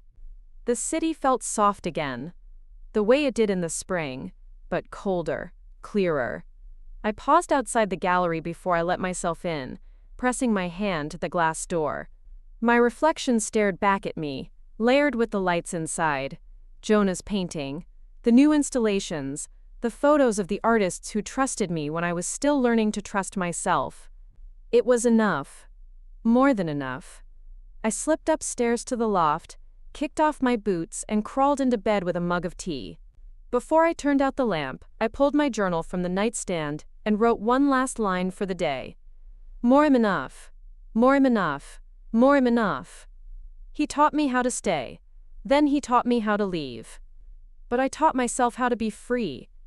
The pen hovered over the page, then stilled. I smiled. For the first time in my life, I didn't feel like I owed anyone an ending. Not him. Not even myself. The story was still being written, and every word of it was mine. And that, I knew, was the real present I'd given him. The truth that he'd never be the author of my life again, Snow fell thick that week, drifting down like a hush over the chaos the city usually demanded. From the loft window, I watched it pile on the windowsills and soften the street's jagged edges. The gallery looked like a secret hidden under all that white, its warm light spilling out onto the sidewalk, a lighthouse for anyone willing to brave the cold. Mara hated the snow. She'd stomp in, cheeks flushed, hair damp from the flakes, muttering curses while she kicked off her boots. But she always came, arms full of pastries and the newest rumors from the world outside my brick cocoon. "Did you hear about Celeste?" she asked one afternoon, dumping her snowy coat on my studio chair. I was hunched over the gallery's new seasonal budget, red pen tapping at the margin.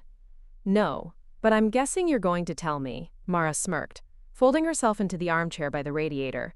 "She's apparently taking time for herself, moved back to her hometown. Word is, she's telling people Oliver turned out to be a nightmare." I snorted. "She needed a whole year to figure that out?" Mara raised her pastry in salute. "Better late than never, babe. I'll send her a sympathy card. Or maybe a welcome to the club t-shirt." I shook my head, half laughing, half exhausted by how predictable it all felt. There was a time when that news would have cracked me open. Jealousy, anger, pity. But now it was just another truth in a long list of truths I'd already survived. ... After Mara left that night, I walked the gallery floor alone. It smelled faintly of clay and oil paint.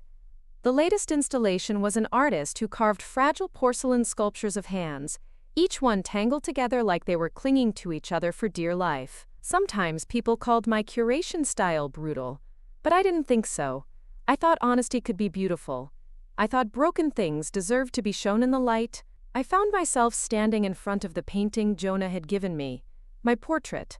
I touched my fingertips to the edge of the frame, tracing the silhouette of the woman who looked so much like me, and so much like someone I still hoped to grow into. Head tilted back, mouth open in laughter, unafraid. A tap on the glass startled me. I turned, heart hammering, and there he was, on the other side of the gallery door. Oliver. His hair was longer, curling over his collar in a way I'd once teased him about. His eyes were red-rimmed, his breath misting the glass. He looked smaller. Or maybe I'd just stopped seeing him through the lens that made him larger than life. I didn't move to open the door. I waited. He lifted a gloved hand, tapped again. Finally, I cracked it just enough for his voice to slip through. "Cassandra, please. Can I come in?" The old part of me flinched at his voice. A chord so familiar, I felt it in my teeth, but I didn't open the door wider. "What do you want, Oliver?" I asked, calm as falling snow. His mouth opened and closed. I wanted to see you. To talk. You won't answer my messages," Linda said. I cut him off. "Linda has instructions to ignore anything that isn't official. You know that." He glanced behind me, into the warm glow of my gallery. The life he'd once been the center of, the life that was now a kingdom he'd been exiled from. "It's beautiful," he said, voice cracking. "You did it. You made it yours." I didn't respond. What was there to say? Yes, I did. Yes, you don't get to stand in the light of it anymore. He shivered, breath puffing into the cold night. "I'm not here to fight. I need you to know I'm sorry." I let the words hang there. Heavy. Empty. "I know you are." His shoulders dropped, the fight gone from him. Do you think about us? About what we were?" I didn't flinch this time. "I do. But not the way you want me to." A muscle twitched in his jaw. "How then?" I let the answer come like it had been waiting for years. "I think about how you broke me, and how I rebuilt from the pieces. I think about how I needed you once, and how I don't now. I think about how sometimes the worst thing that ever happens to you is also the best." He looked like he might cry. "Once. I'd have hated that. Now I saw it for what it was. Not regret for me, but for what he'd lost." I took a step closer, the door still only cracked. "I hope you find whatever you're looking for, Oliver. But you won't find it here." He nodded, a sad, jerky thing. "Do you hate me?" I thought about it. Really thought about it. No, I just don't love you. He flinched like I'd slapped him. He opened his mouth again, but I was done. I closed the door, locked it, and drew the curtains. When I turned back to the gallery, it felt warmer somehow. Like the cold he'd brought with him had stayed outside where it belonged. ... Later, Mara came back, half drunk on cheap wine from the bar down the street. She flopped onto the gallery's sofa, boots still dripping snow onto the rug. "Did you really tell him you don't love him?" she asked, eyes wide. I laughed. A real, sharp, glorious sound. "I did. And I meant it." She beamed at me, eyes glassy. "God, I'm so proud of you. ... I spent the rest of the winter prepping the spring show. I let Jonah curate it this time. A test run for when he'd have his own gallery someday. He fretted over every detail, called me at 2 a.m. for reassurance that he wasn't screwing it all up. But when opening night came, it was perfect. Raw. Joyful. Exactly the kind of imperfect beauty I'd always wanted this place to be. As I stood in the middle of the gallery that night, people swirling around me, music echoing off the brick walls, I caught my reflection in the glass. I looked older, wiser, stronger. I raised my glass to the woman staring back at me. "Happy birthday to us," I whispered. And somewhere out there, I knew Oliver sat alone in a life that felt colder without my fire in it. That was his gift. And mine too. ... This was what survival looked like. Not revenge, not bitterness, but a freedom so wide it made the world feel new again every time I woke up. And I'd earned every inch of it. Spring arrived with a whisper, the kind that seeped under the gallery's drafty windows at dawn and woke me before the city could. I'd never loved this season before him. Oliver hated spring, the mess of rain and mud, the cling of wet clothes on skin. He'd complain about the pollen and the people clogging up the sidewalks to admire cherry blossoms. But now, spring felt like my secret, a hush of possibility that belonged only to me. I started each morning with the windows cracked open, barefoot on the creaking floorboards. The air smelled like wet concrete and hyacinths. Some nights, I'd stay up late, pen scratching across paper in the circle of my desk lamp's glow. New ideas for installations, new artists whose work made my chest ache the way only truth could. The gallery felt alive in a way it never had before. It was messy, chaotic, raw. Exactly how I liked it. Mara joked that I was becoming a legend. She'd say it over takeout and cheap wine, sprawled on my loft rug while the city hummed below. "You're like a ghost story for cheating husbands," she'd cackle. "Break her heart, and she'll build an empire from the ashes." I'd laugh too, but there was truth in it. Not revenge.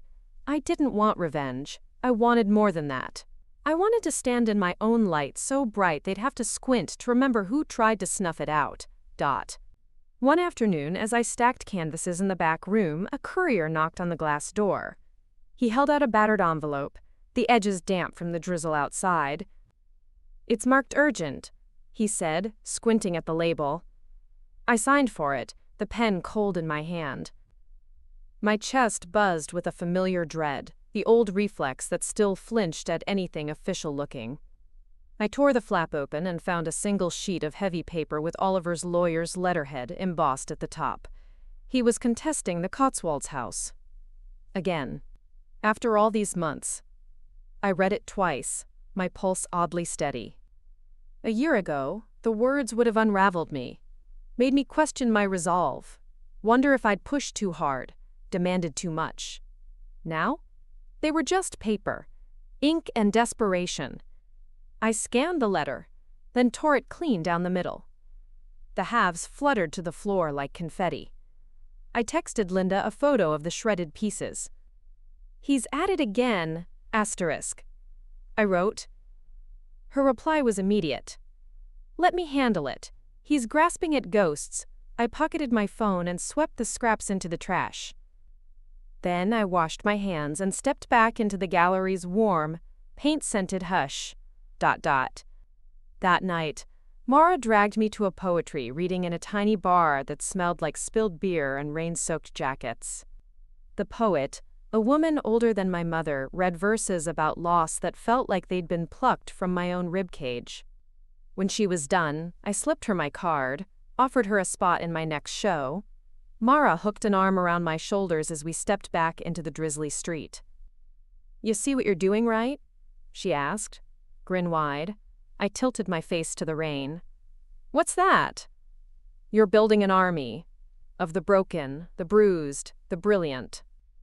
He can't touch you now. He can't even find you in all this light. ... Sometimes, I still caught myself looking over my shoulder. Old habits die slow. But every time, there was nothing there. No footsteps behind me, no shadow waiting to slip inside my chest. Just me, my heartbeat, my breath clouding the air in front of me. And slowly, even the reflex faded. ... The next letter came on my birthday. An accidental cruelty, or maybe a deliberate one. He sent it himself this time.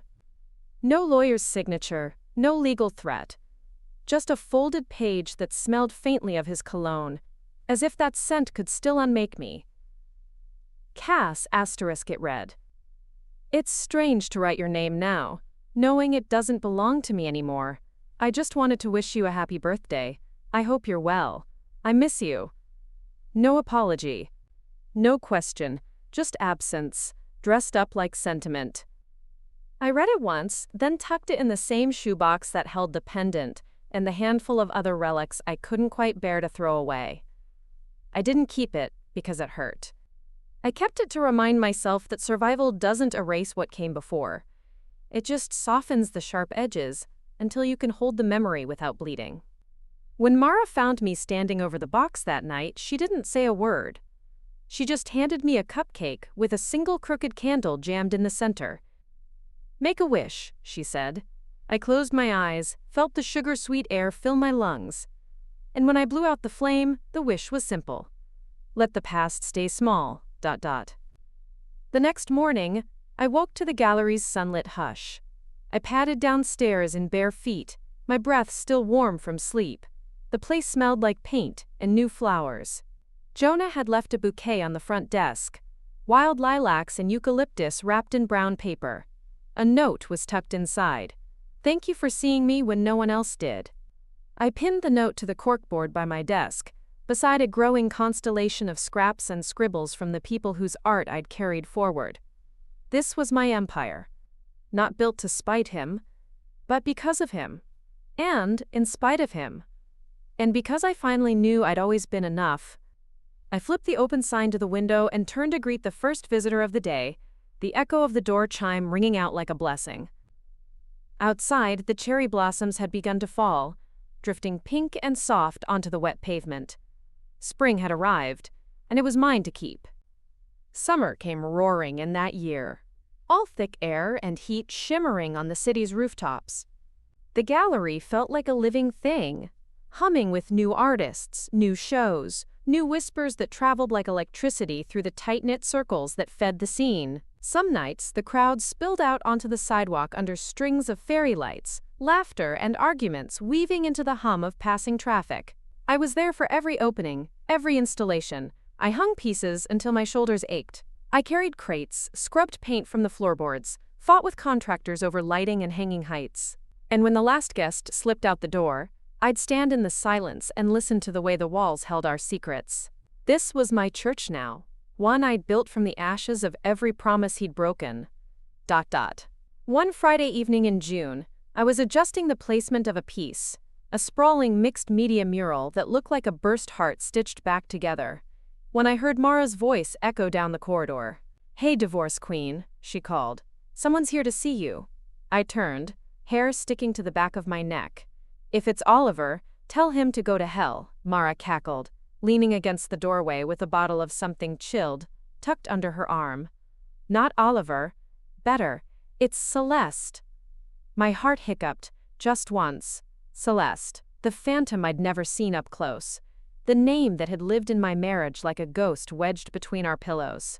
I wiped my hands on my jeans, my mind a slow hum of curiosity and the faintest flicker of old hurt. "Bring her in." Mara arched a brow. You sure? I nodded. Absolutely. A minute later, Celeste stepped into the gallery. Smaller than I'd pictured, her coat draped over arms that looked like they'd been chewed by anxiety for months. Her eyes darted around the room like she was waiting for Oliver to step out from behind a canvas. Hi, she said, her voice thin, cracking around the edges. I know this is weird. I shrugged. It's unexpected, but not weird. You want to sit? She perched on the edge of the old velvet bench by the mural, her fingers twisting a tissue into shreds in her lap. Mara lingered near the door, arms folded. My silent sentry. Celeste drew a shaky breath. I just wanted to say, I'm sorry. I tilted my head, studying her. The soft lines around her mouth, the way her eyes couldn't quite meet mine. What are you sorry for? She laughed, short and sharp. Where do I start? For believing his stories. For thinking you were the villain in his version. For not seeing him for what he was until I was already stuck. I stayed quiet, letting her words rattle around the gallery's hollow spaces. She looked up then, her gaze finally locking with mine. There was no malice there, just exhaustion, like someone who'd walked barefoot across broken glass to arrive at my feet. I know you don't owe me anything, she said. But I needed you to hear it from me. He's good at making people feel small. I thought you should know he never changed. Not for me. My chest tightened. Not with pity, not exactly, but with a strange kind of kinship. A recognition of the bruise she carried that matched my own. Thank you for saying that, I said softly. But I'm not angry at you, Celeste, not anymore. He made his choices. So did you. We all live with them. She exhaled, her shoulders sinking like she'd been carrying this apology for miles. How did you do it? Leave? Build this. I gestured to the walls, the paint-streaked floors, the fresh flowers in jars by the door. Piece by piece. It's never about just leaving. It's about choosing not to stay, every day, over and over again. Her eyes welled. She swiped at her cheek, her voice barely a whisper. I'm leaving him. I felt Mara's eyes burn into me like the sun. I nodded once. A tiny benediction. Good. Take what you need. Take all of it.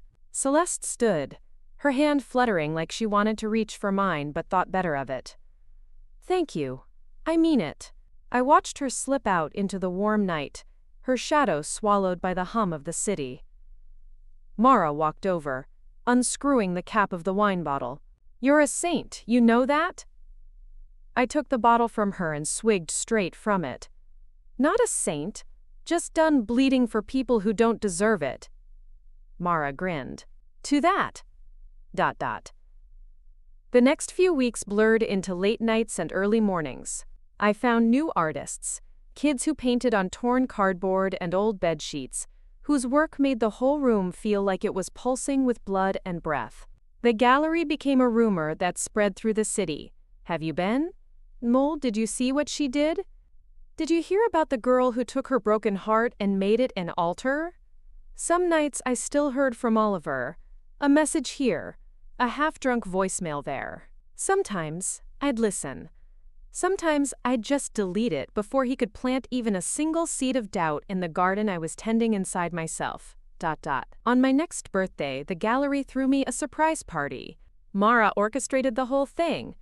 Fairy lights strung like constellations, Polaroids tacked to the walls like living wallpaper, artists and patrons and neighbors crammed shoulder to shoulder, all of them humming with that same energy I'd first imagined when I scraped the old paint off these floors by myself. When they brought out the cake, lopsided, frosting melting in the heat, I felt every version of myself crowd the room with us. The girl who'd once whispered "Quox Pock" and waited for that vow to save her.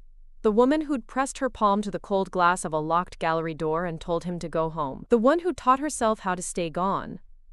Mara pressed a candle into my palm. No candles on the cake this year. Make a wish your own way. I held that tiny flame until the wax dripped onto my wrist. And when I blew it out, the wish was the same as it had always been. More of this life that is only mine. Outside, the city pulsed, the air hot and sweet with the promise of rain. I turned to my people, the army Mara said I'd built without knowing, and I laughed so hard I thought the roof might lift off the gallery and carry us all into the night. He'd filed for divorce on my birthday once.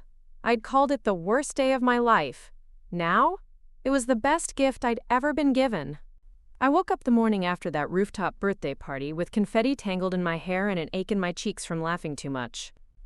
The gallery's big loft windows glowed with the soft promise of dawn, and for once, the world felt completely and possibly quiet. No ghosts pacing the floorboards. No what-ifs scratching at the walls. Mara had crashed on my old velvet armchair, one leg flung over the side, a half-eaten cupcake balanced precariously on her knee. I left her there, padding barefoot through the gallery, picking up plastic cups and stray napkins, the little mundane evidence of joy that still felt new to me. In the middle of the room, Jonah's mural, the one he'd made after my first big show, seemed to shimmer under the first sunlight. All jagged lines and bursts of color that reminded me why I'd done it in the first place. Not to show the world what he'd done to me, but to show them what I'd done with it. ... The days that followed were gentle in a way that made my chest ache. I spent mornings at my desk, pen scratching across fresh paper. No more ledgers, just sketches, rough notes for the next season, poems I'd never show anyone but Mara. I spent afternoons in the studio with my artists, pushing them, praising them, listening when they crumbled under the weight of their own brilliance. Sometimes I'd find myself standing by the front windows, watching the street with a kind of half-expectation that Oliver's shadow might appear. But he didn't. Not anymore. Not since the last time Celeste called Mara to say he'd left the city altogether. Some vague rumor about him drifting between short-term gigs in places I'd never visit again. It should have made me feel triumphant. It didn't. It made me feel like I'd finally put down the last heavy box I'd been carrying for a woman who no longer needed it. ... One night, weeks after my birthday, I sat with Mara on the stoop outside the gallery. The summer air was sticky, carrying the tang of exhaust and the sweetness of the jasmine vines that clung stubbornly to the bricks behind us. She was barefoot, her head on my shoulder, her laugh soft from too much cheap wine.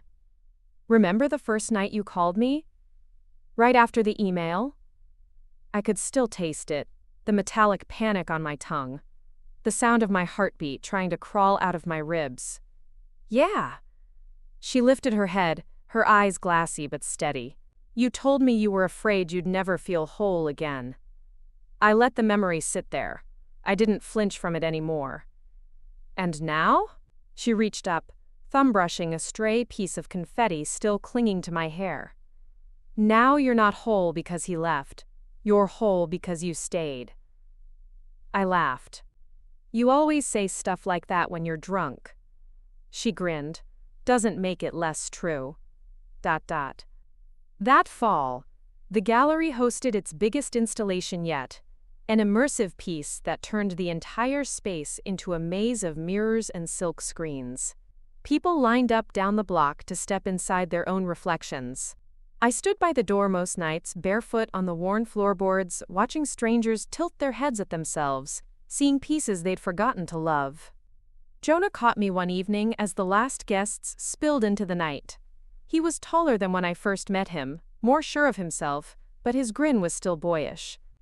"They all think it's about them, you know," he said, nodding toward the mirrors. I raised an eyebrow. "Isn't it?" He looked at me. Really looked. "It's about you, Cass. It always was." I didn't argue with him. I just smiled and let the words settle like a secret in my pocket. The day Oliver's final attempt at contesting the settlement was thrown out for good, Linda called me on her lunch break. I could hear traffic through her headset, her clipped words softened by the sound of a passing siren. "It's done," she said. "No more filings. No more letters. No more loopholes. He's burned through every last excuse." I pressed my forehead to the cool window glass behind my desk. "Thank you, Linda, for all of it." She laughed, bright and sharp. "Don't thank me. Thank yourself. You fought. Most people don't." When she hung up, I sat there a long time. The gallery below me hummed with life. Music drifting up the stairs, laughter spilling from the studio. The world didn't pause to mark the moment. There was no confetti cannon, no applause. Just the hush of knowing the last ghost had finally shut its own door behind him. ... I kept the shoebox. Mara asked once if I'd ever toss it. Burn it. Bury it. But I didn't. It lived on the top shelf of my closet, dusty and untouched. Not because I needed it, but because it reminded me that the version of me who had needed it once deserved to be remembered. Some nights I'd pull it down and lift the lid. The pendant. The shredded letter. The birthday card he'd sent the year he left. Relics of a story I'd stopped telling anyone but myself. But when I closed the lid, it always stayed closed. And I went back to the life I'd built, the one that hummed with paint and laughter, and the hum of my own heartbeat steady in my ears. ... Mara says the world is full of ghosts that walk around looking for doors to slip through. Maybe she's right. But some ghosts belong exactly where you left them. Behind you, waving from a window you boarded up with your own 2 hands. When I stand in the middle of my gallery now, the old stories don't echo off the brick anymore. They live somewhere smaller, softer, like a pressed flower between the pages of an old book. My husband filed for divorce on my birthday. Once, that was the only story I knew how to tell. Now, it's the prologue. Everything after, that's all mine. I always thought the hardest part would be surviving him. Turns out, the hardest part was learning how to let the surviving go.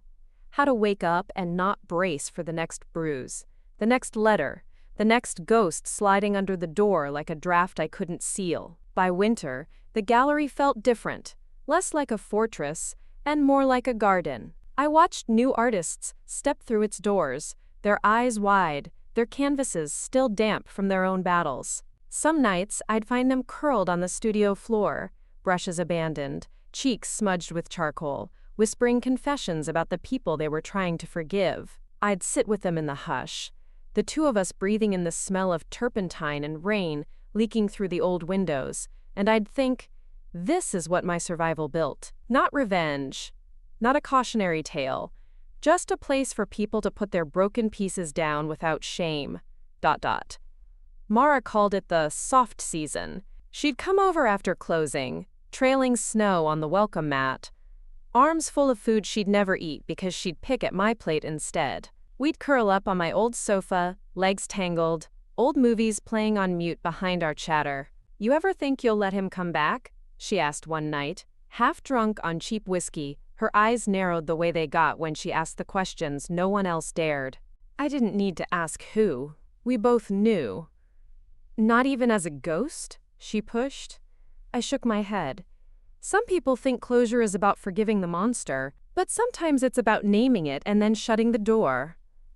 Mara leaned her forehead against my shoulder, her voice muffled. You're so damn poetic now. Breakups look good on you. I laughed into her hair. It wasn't the breakup, it was what came after, ... On the anniversary of my divorce, I didn't do anything grand. No parties, no candles, no letters written in fury or folded into the fire. I took the day for myself. I locked the gallery, ignored my phone, left Mara to bark at delivery drivers while I drifted down to the river. It was freezing, the wind sharp enough to steal my breath. I stood on the pedestrian bridge, scarf wrapped high around my mouth, and watched the water crawl under the ice. I let the memory of that day, the email, the way my voice had cracked when I'd called Mara, the way my hands had shaken as I packed my first bag, play behind my eyes like an old home movie. And then I whispered, to no one but the cold, thank you. It surprised me how much I meant it. Thank you for leaving. Thank you for setting the fire that burned the parts of me too small to hold my own life. I walked home with my cheeks numb and my bones humming with a strange kind of warmth. A woman brushing snow from her car paused to smile at me. She didn't know the story she'd just stepped into for a heartbeat. She didn't need to. That was the point. I was just another woman in the city, carrying her own light home through the dark. ... In the spring, Jonah asked if we could host a show that wasn't about heartbreak. People keep expecting it from you, he said, fidgeting with his sleeve. Like you're the heartbreak gallery lady. I barked out a laugh. Is that what they're calling me? He winced. Not to your face. Fine. So what do you want it to be about? He paused, fingers drumming on his sketch pad. About what comes after. About how you grow a garden in the ashes. I felt something crack open in my ribs at that. Let's do it.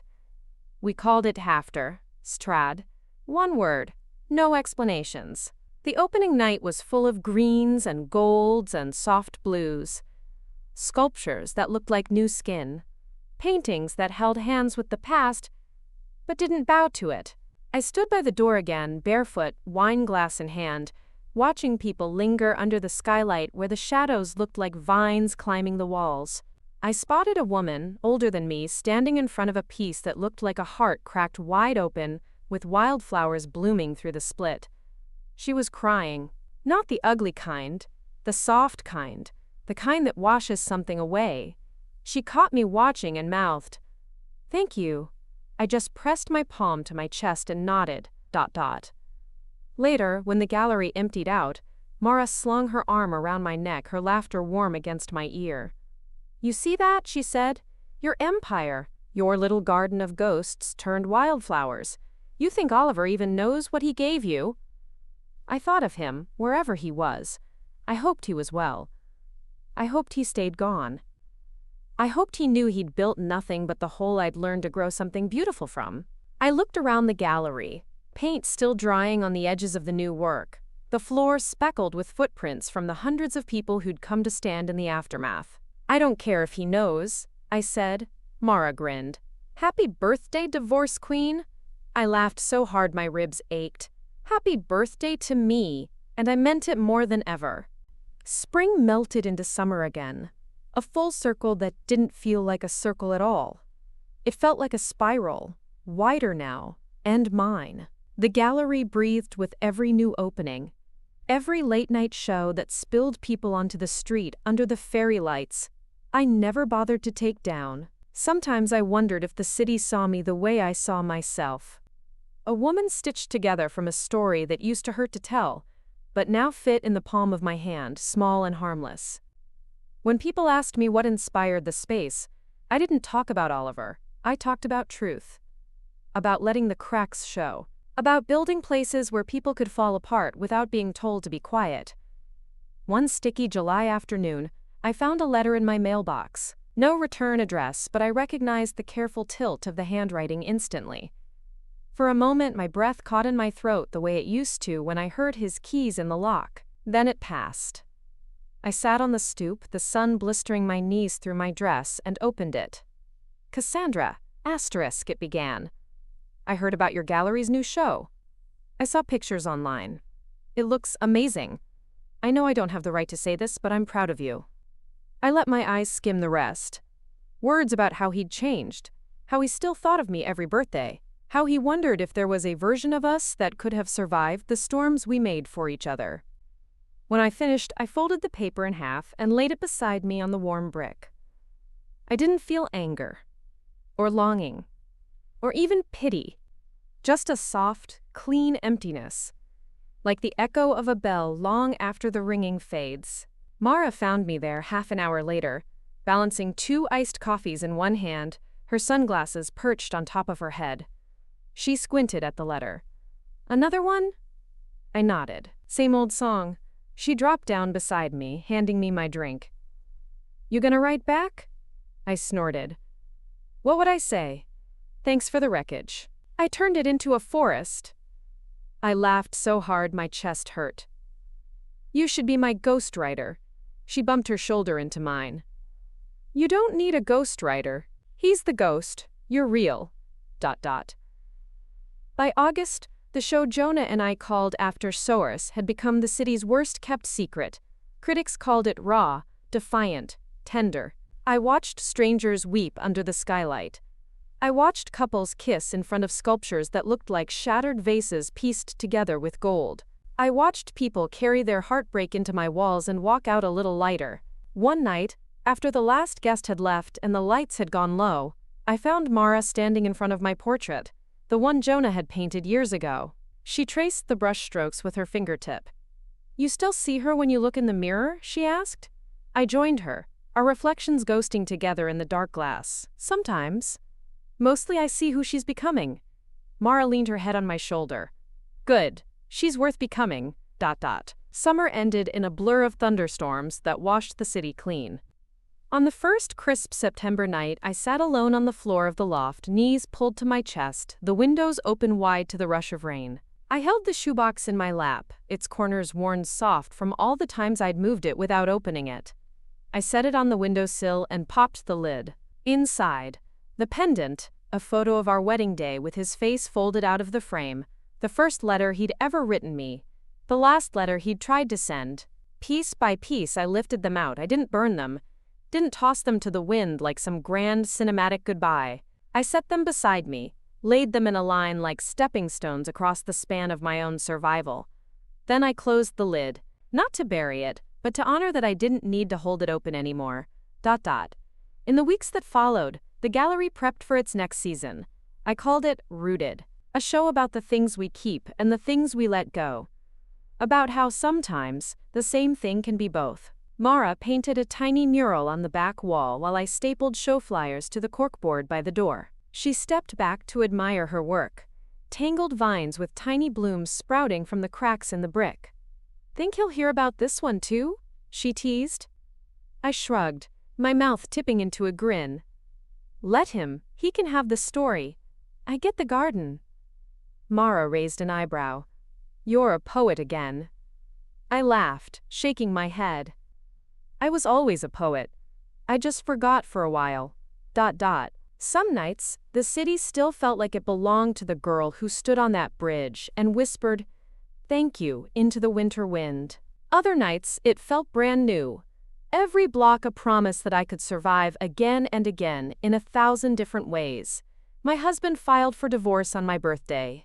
He gave me endings. But I gave myself every beginning that came next. And when I closed my eyes at night, that was the only story that mattered anymore. Cass stands in her gallery as the sun rises, her hands still flecked with paint, her friends gathered close. The whispers of who she used to be, a wife, a shadow, a ghost of someone else's dreams, melt into the cracks of the floor she now calls home. The final letter, the last memory of Oliver, has faded. What remains is the world she built, raw, vivid, and hers alone. When her birthday comes again, she doesn't flinch. She lights a single candle in the studio, breathes in the scent of wet canvas and fresh flowers, and blows it out with a promise whispered to herself. I will never shrink again. She laughs, barefoot, rooted deep in the garden she planted from her own wreckage. And as the dawn spills across her work, she smiles at what comes next. 2 more great stories are next. Don't miss them. Subscribe and turn on notifications. Dawn came slowly, as if the world above were holding its breath, waiting for her to rise. I felt the first tremor of light through the loft's high windows, pale gold that stretched across the concrete floor like a promise. My hands were still flecked with paint from the mural I'd finished yesterday, a riot of color that spoke of wildflowers breaking through cracked stone, and I carried them carefully to the kitchen sink, rinsing away the residue of creation. Friends began to drift in before the sun had fully claimed the sky. Jonah, carrying his battered camera, stepped into the studio first, his eyes bright with that same spark I'd first seen in him years ago. "Morning, Queen," he greeted, setting up his tripod to capture the moment. Mara followed, balancing coffee and pastries on a tray, her smile soft around the edges. Proof that some scars healed into laughter. One by one, the circle grew. Rue with her stack of handwritten poems, Linda with her sharp suit and softer heart, an ever-expanding cast of artists and patrons who'd found their own refuge in these walls. They moved around me like familiars in a gentle ritual, offering hugs, nods, whispers of congratulations. I stood in the center, letting their energy orbit around me. Each face was a testament to the lives we'd touched together, the lives we'd salvaged from moments of fracture. I closed my eyes, drawing in the scent of fresh paint, coffee, and the faint tang of winter's last frost. "Ready?" Mara's voice broke the hush. I nodded, stepping forward as Jonah counted down. The flash captured a single fleeting heartbeat, My laughter, bare feet, paint-speckled dress. An image I knew would live on long after this moment faded. We moved together into the gallery proper, where the walls were lined with new work, silhouettes of women stepping into sunlight, hands cupped around seedlings, faces reflected in fractured mirrors now sewn together with gold. The theme was celebration, of survival, of emergence, of becoming. It was a festival of light made tangible, a declaration that life could be reclaimed piece by piece. A hush fell as I lifted my glass, the champagne inside fizzing like the first spark of inspiration. The crowded room drew tight around me, eyes glinting in the glow of hanging lanterns and early sunlight. "Thank you," I began, voice steady and resonant. "Thank you for believing in this space. Thank you for trusting me with your stories, your art, your pain, and most of all, your hope. It's been a journey marked by endings I never expected, and beginnings I couldn't have dreamed. But each brushstroke, each poem, each confession and song has built something stronger than any storm could ever tear down." I glanced at the painting Jonah had given me, the portrait of a girl learning to laugh in the face of her own reflection. When this all began, I thought my story ended on a page I never wrote. I thought love would be my anchor, and when it broke, I feared I would drown. But it turns out that when love breaks you open, it lets the light inside. It lets you see the garden you were always meant to grow.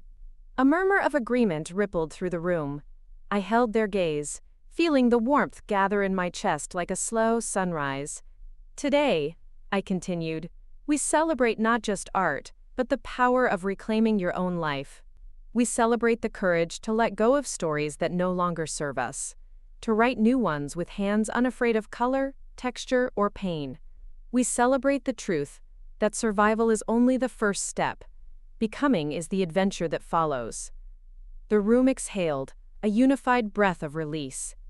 "And now," I said, letting a playful grin edge my words, "let's make some more art." Laughter filled the air as the champagne glasses clinked and the music rose. We drifted into clusters, some to admire the new works, others to share quiet conversations at the edge of the light. I moved among them, my heart full enough to burst, each connection a stitch in the tapestry of this moment. When I stepped aside for a moment, Mara found me, took my hand and squeezed. No words were needed. We both knew the weight of every chapter behind us, and the promise of every page still blank. The sun climbed higher, and the world outside carried on its unknowing rhythm. But in here, in this cathedral of paint and possibility, time held its breath for a little longer. Because this story, the one that began with the worst day of my life, had carried me here, to a dawn of my own making. I looked around at the faces shining back at me, and I knew this was not an ending. It was the richest beginning of all. 2 more great stories are next. Don't miss them. Subscribe and turn on notifications.